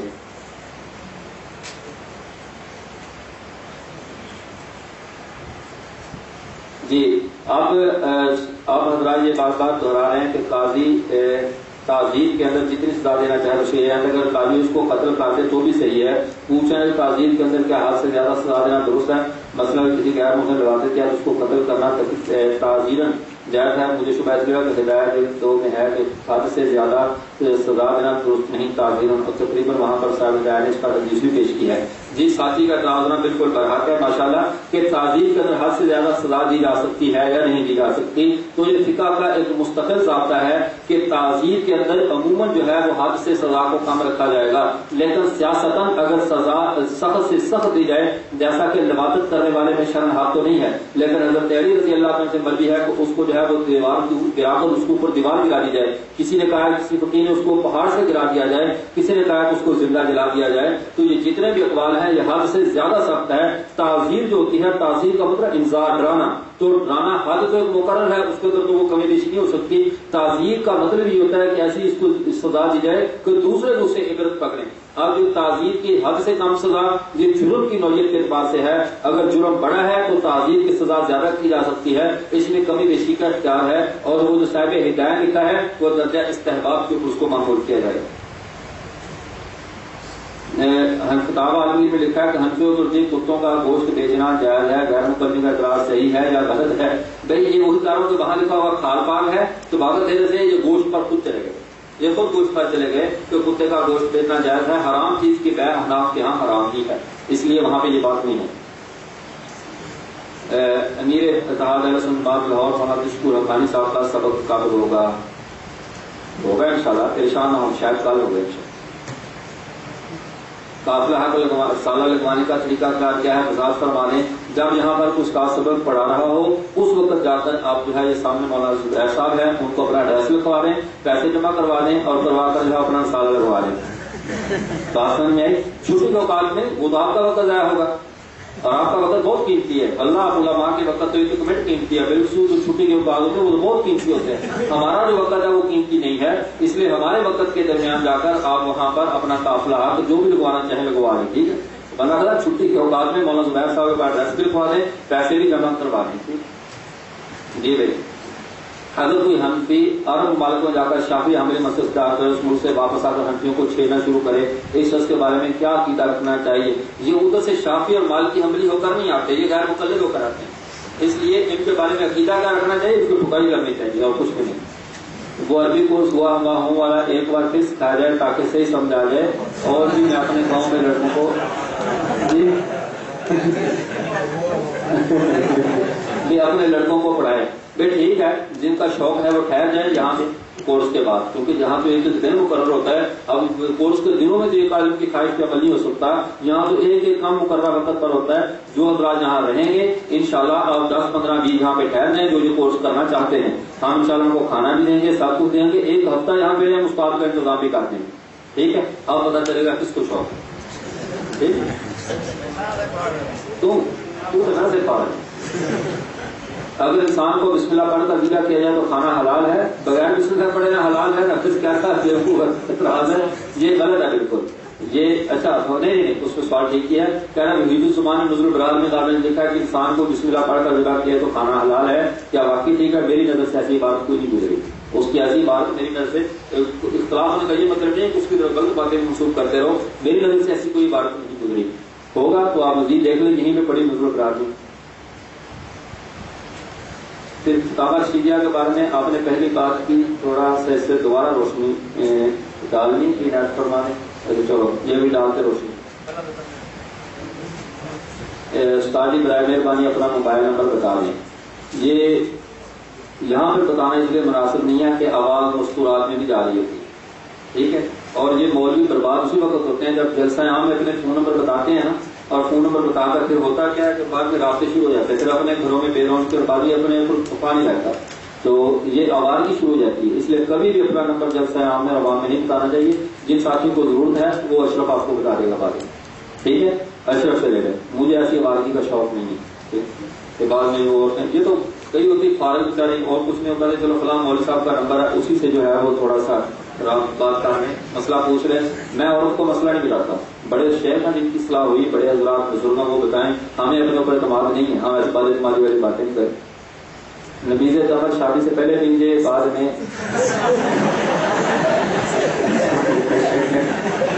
یہ آپ کا ہنسنا اس بات کا جواب ہے کہ مجھے کچھ زیادہ دکھی.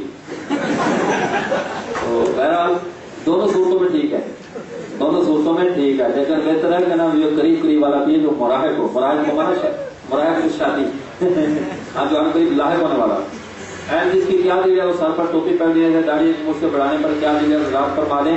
بھائی سوال یہ ہے, یہ سوالوں کا مسئلہ ہوتا ہے کہ غیر مقلد ہم سے سوال کریں گے اور دلیل ہم سے مانگیں گے.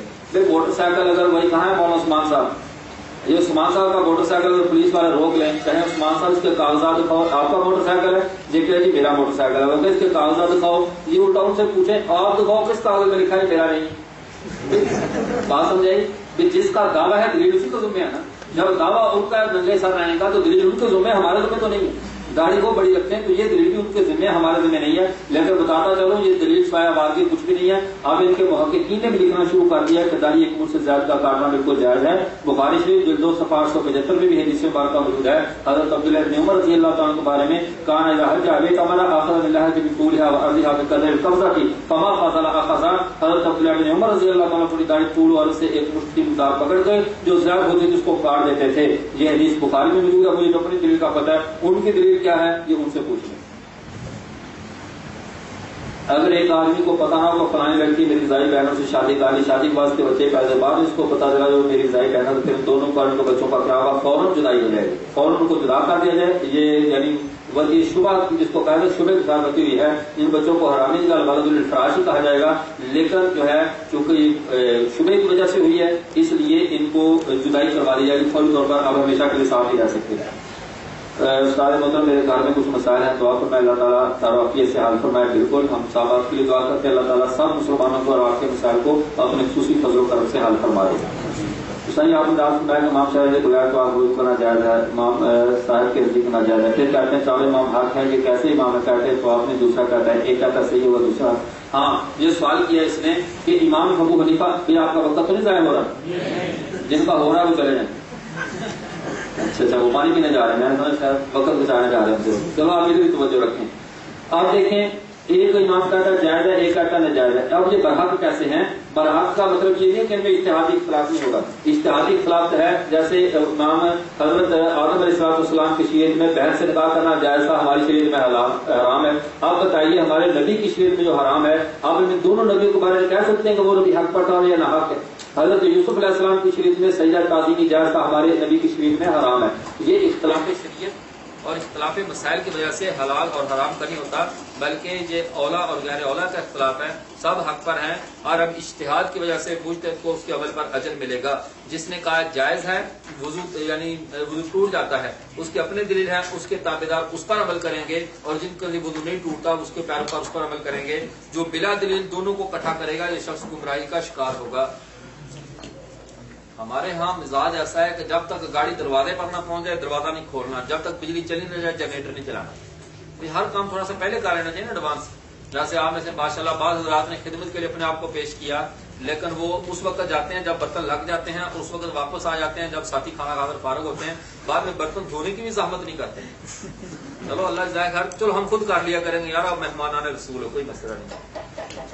آپ چونکہ رسول اللہ علیہ وسلم کے مہمان ہو، آپ کا بہت زیادہ اکرام کرنا مجبوری ہے، ورنہ یہ جو مہمان بیٹھے ہیں جنہوں نے سال لگایا تھا، ان سے پوچھیں پورے سال میں کتنی زبردست ان کی مہمانی ہوتی ہے، کان پکڑوانے سے لے کر جوتے لگنے تک مکمل مہمانی ساتھ چلتی ہے۔ لیکن آپ تھوڑے دنوں کے مہمان ہیں، اس لیے آپ ذرا آپ ہوٹل پر بھی بیٹھے ہوں، بس چپ کر کے چلے جاتے ہیں، یار سبق تو دوران ہوٹل پہ بیٹھے ہیں، خیر کوئی مسئلہ نہیں، گلیوں میں پھر رہے ہیں، چلو خیر یار 12 دن کے مہمان ہیں، کوئی مسئلہ نہیں۔ تو یہ ساری باتیں ہم دیکھ کر چپ رہ جاتے ہیں، اور صاف بات یہ سمجھ لیتے ہیں یہ حالت قبض کے ولی ہیں، ان کو بعد میں پھر رہے ہیں، ٹھیک ہے جی۔ اگر کسی مردار جانور کو ذبح شرعی کے طور پر ذبح کیا جائے تو کیا اس کی کھال پاک ہے؟ اگر پاک ہے تو پھر دلیل اس پر کیا ہے؟ جی ہاں، دلیل اس پر یہ ہے کہ جیسے میں نے وہ حضرت عائشہ صدیقہ رضی اللہ عنہ کی حدیث پڑھی تھی، نسائی شریف جلد اول صفحہ 156 پہ جو 159 پہ حدیث ہے، فرماتی ہے کہ اگر مردار جانور کو ذبح کر دیا جائے حرام کو، تو اس کی جو زکات اس کو میتا کو جو ہے وہ پاک کر دے گی، اس کی کھال کو پاک کر دے گی۔ تو یہ دلیل ہے اس کی کہ ذبح کرنے کے ساتھ پاک ہو جائے گا۔ پاک ہونا اور ہے لیکن حلال نہیں ہوگا، حلال ہونا اور ہے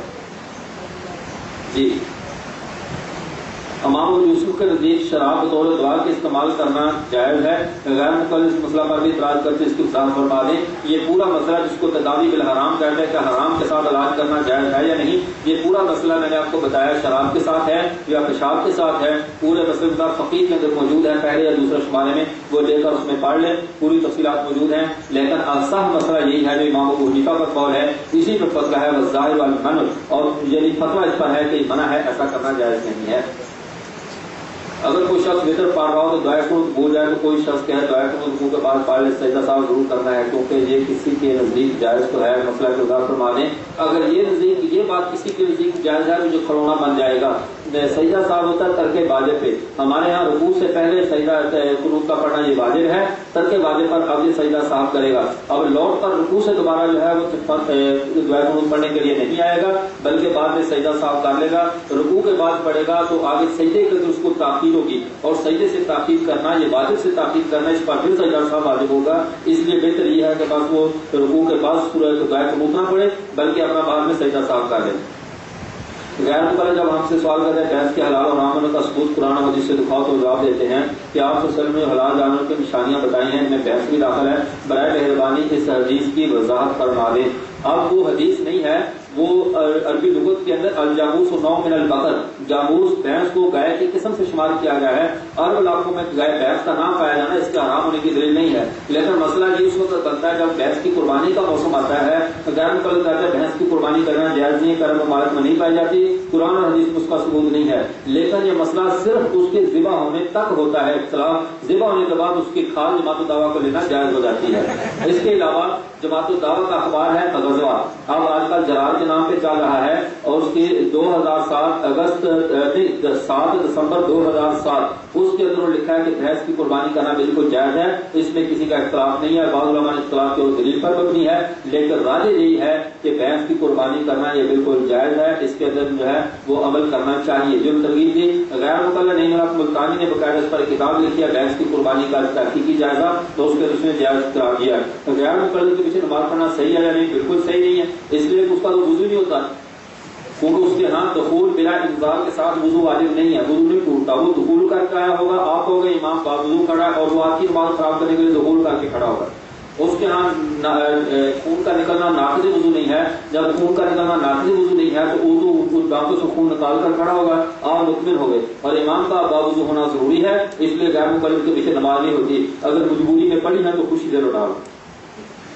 کسی مسلک میں ایک امام کے مذہب کے مقلد ہیں، اب اس ملک میں کسی ایک آدمی کرے دوسرے امام کے مذہب کی تقلید کرنی جائز ہے یا نہیں؟ اگر تو مستقل اسی ملک میں رہنا ہے جس میں گئے ہو تو پھر اگر اس کا مذہب متواتر ہے تو اسی کی پیروی کرنی چاہیے، نیا مذہب کھڑا نہیں کرنا چاہیے، لیکن اگر ایسا یہاں ہندوستان پاکستان میں ایسا کوئی مسئلہ نہیں ہے جہاں پہ سارے امام اعظم ان کا رحمہ اللہ کے مذہب پر ہیں اور دوسرے ملک میں مستقل جا کر آپ نے رہائش کی ہو تو پھر بھی اس کو اپنے امام کے پہلے کے مذہب کو نہیں چھوڑنا چاہیے، اس لیے کہ چھوڑے گا تو دلیل کی بنیاد پر چھوڑے گا، اگر اتنا ہی عالم ہوتا کہ کوئی پوچھتے ہوتا ہے تکلیف کی ضرورت کیا تھی، کیونکہ یہ مقلد ہے اسے اتنے دلائل کا علم نہیں کہ یہ مجتہد بن جاتا، اگر یہ اپنے پہلے امام کے مذہب کو اس لیے نہیں چھوڑے گا کہ اس کو اس پر اعتماد تھا، اگر اس پر چھوڑ کر دوسرے پر اعتماد کرے گا تو چھوڑنے کی دلیل کیا ہے اور دوسرے پہ اعتماد کرنے کی دلیل کیا ہے، لہٰذا بہتر یہ ہے کہ اپنے امام کے مذہب پر ہی رہے۔ حدیث میں ہے لا یجوز بیع المال بغیر آخر، جو ہدایت میں ہے بیع کو یجوز اندر میں، اس کی وضاحت فرما دیں۔ اس کی وضاحت ابھی مختلف ہے کہ کتے کی بیع کرنا جو ہے وہ باغی گناہ کا مہر مقرر کرنا، اس کی تفصیل اس کے اندر موجود ہے، یہ جو آپ ابھی کاپیاں کروائیں گے کہ امام صاحب کے نزدیک اس کا کرنا جائز ہے اور دوسروں کے نزدیک اس کا کرنا جائز نہیں ہے، جس کی تفصیلات موجود ہیں۔ تقریر کا سکھانا اس دورے میں ہوگا نہیں، بزم ادب کی صورت میں ہی نہیں ہوگا، یہاں ہماری تقریریں آپ کو فی الحال سننی پڑیں گی، اپنی کرنے کے لیے ایک سال کے تخصص میں تشریف لائیں، ٹھیک ہے؟ اب بکرے میں یہ ٹریننگ کا بزم ادب کر بھی لی جائے تو آپ کتنی تقریریں سیکھ لیں گے، صحیح ہے؟ وقت بھی نہیں ملے گا آپ کو، 5-5 کی جوڑیاں بن کر پوری تقریر شروع کر دو، ایک ساتھی ہر نماز کے بعد تقریر کرے، پورا مدرسہ گونج رہا، 5 منٹ میں سب ساتھی تقریر کر دیا کریں تو انشاءاللہ خطیب بھی بن جائیں گے، ہمارے پاس پھر وقت نہیں ہے ورنہ ضرور سمجھتے۔ اچھا یہ وہی تمام یوسف کی شراک کو بطور دعا ہے۔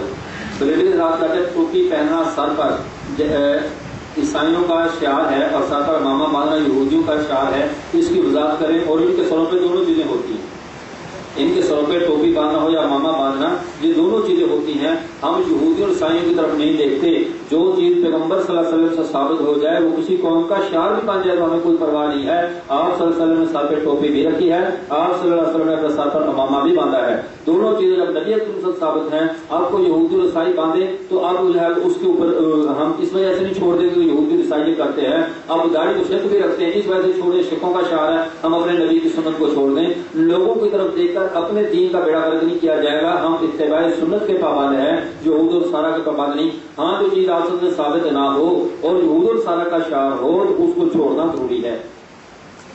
حدیث میں آتا اللہ تعالیٰ فرماتے ہیں زمین اور آسمان میں نہیں سماتا لیکن مومن کے دل میں سما جاتا ہوں، کیا اللہ ذات اور صفات کے ساتھ مومن کے دل میں آ جاتا ہے، اس کی ذات فرما دے، اور بندہ خدا یہ بات سمجھے مومن کے دل میں سماتا ہوں۔ خواجہ عزیز الحسن مجذوب رحمۃ اللہ علیہ نے بڑی پیاری بات فرمائی، وہ کہتے ہیں تو دل میں تو آتا ہے سمجھ میں نہیں آتا، تو دل میں تو آتا ہے سمجھ میں نہیں آتا، میں جان گیا تیری پہچان یہی ہے۔ دل میں آنے کا مطلب یہ ہے کہ مومن اپنے دل سے خدا کو پہچانتا ہے، قدم قدم سے خدا کی معرفت ہوتی ہے۔ زمین و آسمان میں نہ سمانا یہ اللہ کی ذات کے اعتبار سے ہے کہ اللہ ذات کے اعتبار سے زمین و آسمان عرش و کرسی کوئی چیز خدا کا بوجھ نہیں اٹھا سکتی، اور مومن کے دل میں آنا ہے کہ مومن کے دل نے خدا کو پہچان دیا ہے، یہ مراد ہے، نسبت بدلنے سے حکم بدل جاتا ہے۔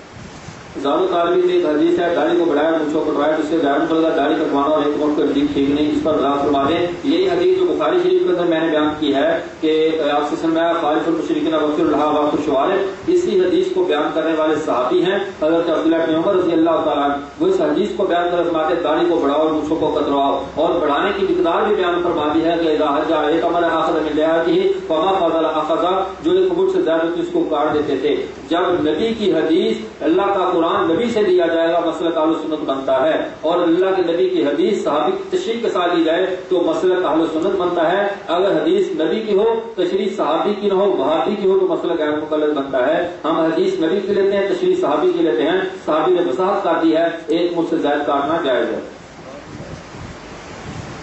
ہاں غیر مقلد کہتے ہیں بیعت کی قربانی جائز ہے، تو غیر مقلد دلیل کہاں سے دیا جب کوئی قرآن و حدیث میں نہیں ہے؟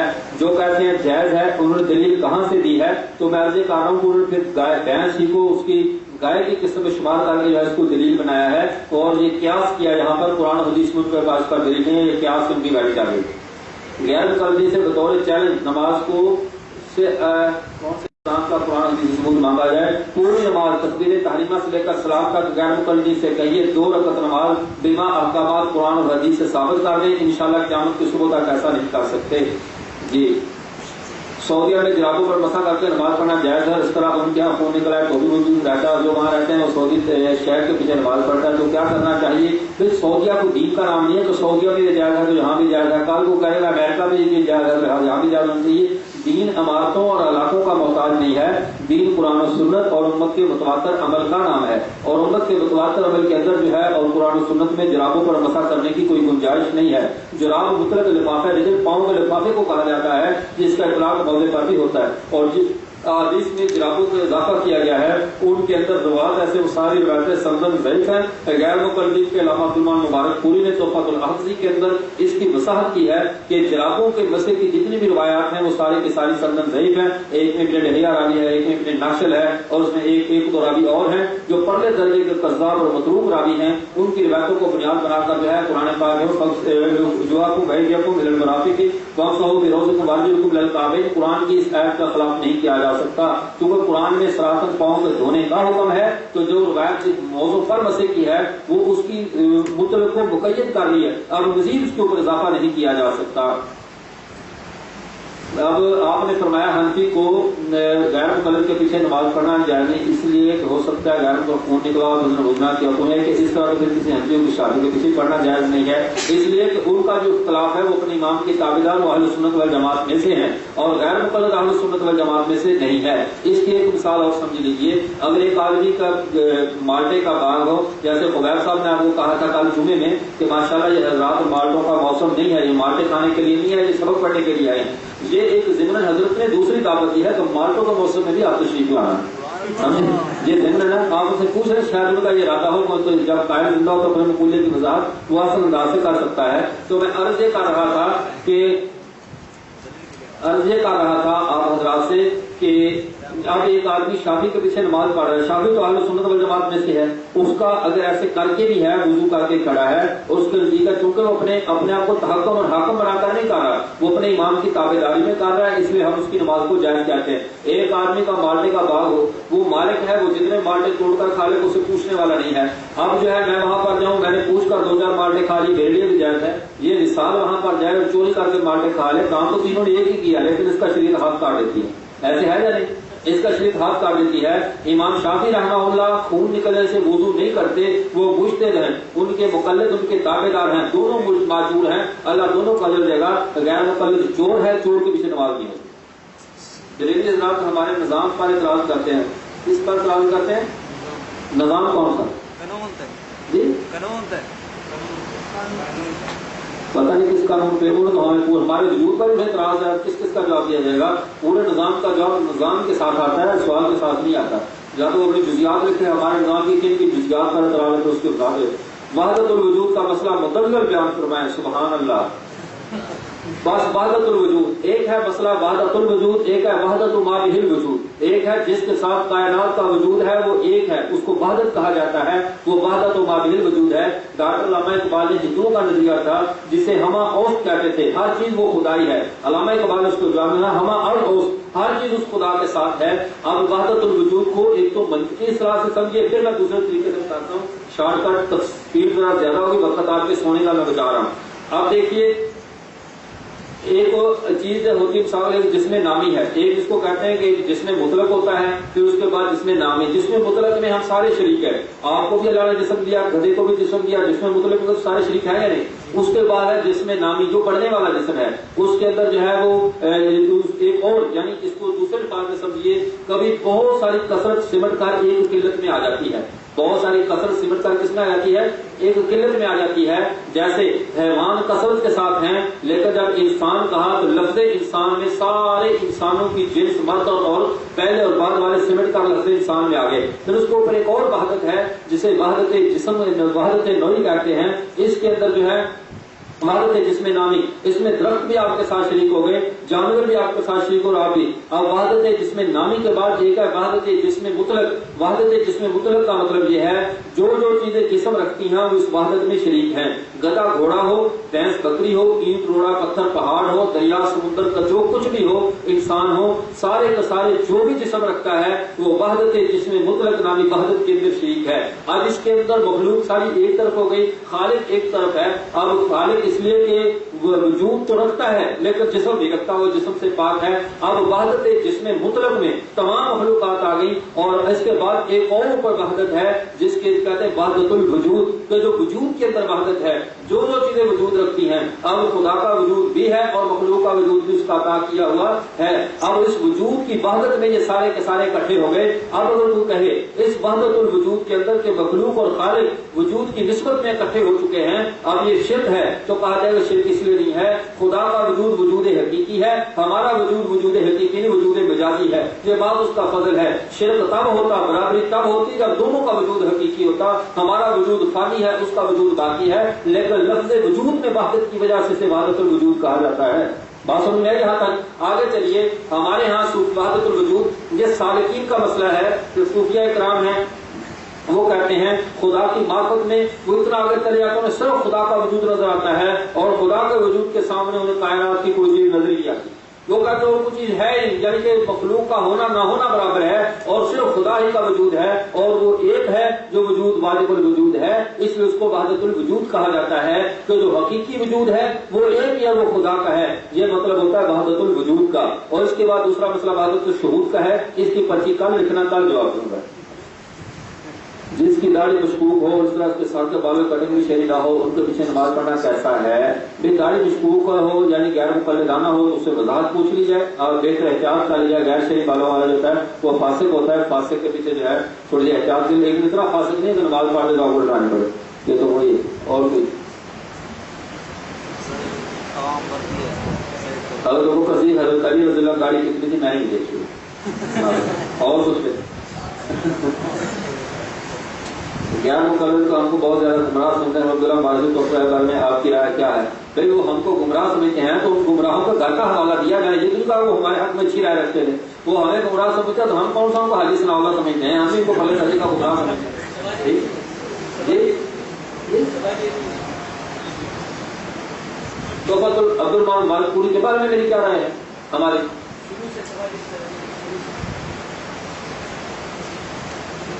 سوال کو سنیں، غیر مقلدین کو ہم بہت زیادہ گمراہ سمجھتے ہیں، تو پھر عبداللہ مبارک صاحب التوفیق فلاحی کے بارے میں آپ کی رائے کیا ہے؟ یہ سوال ہے۔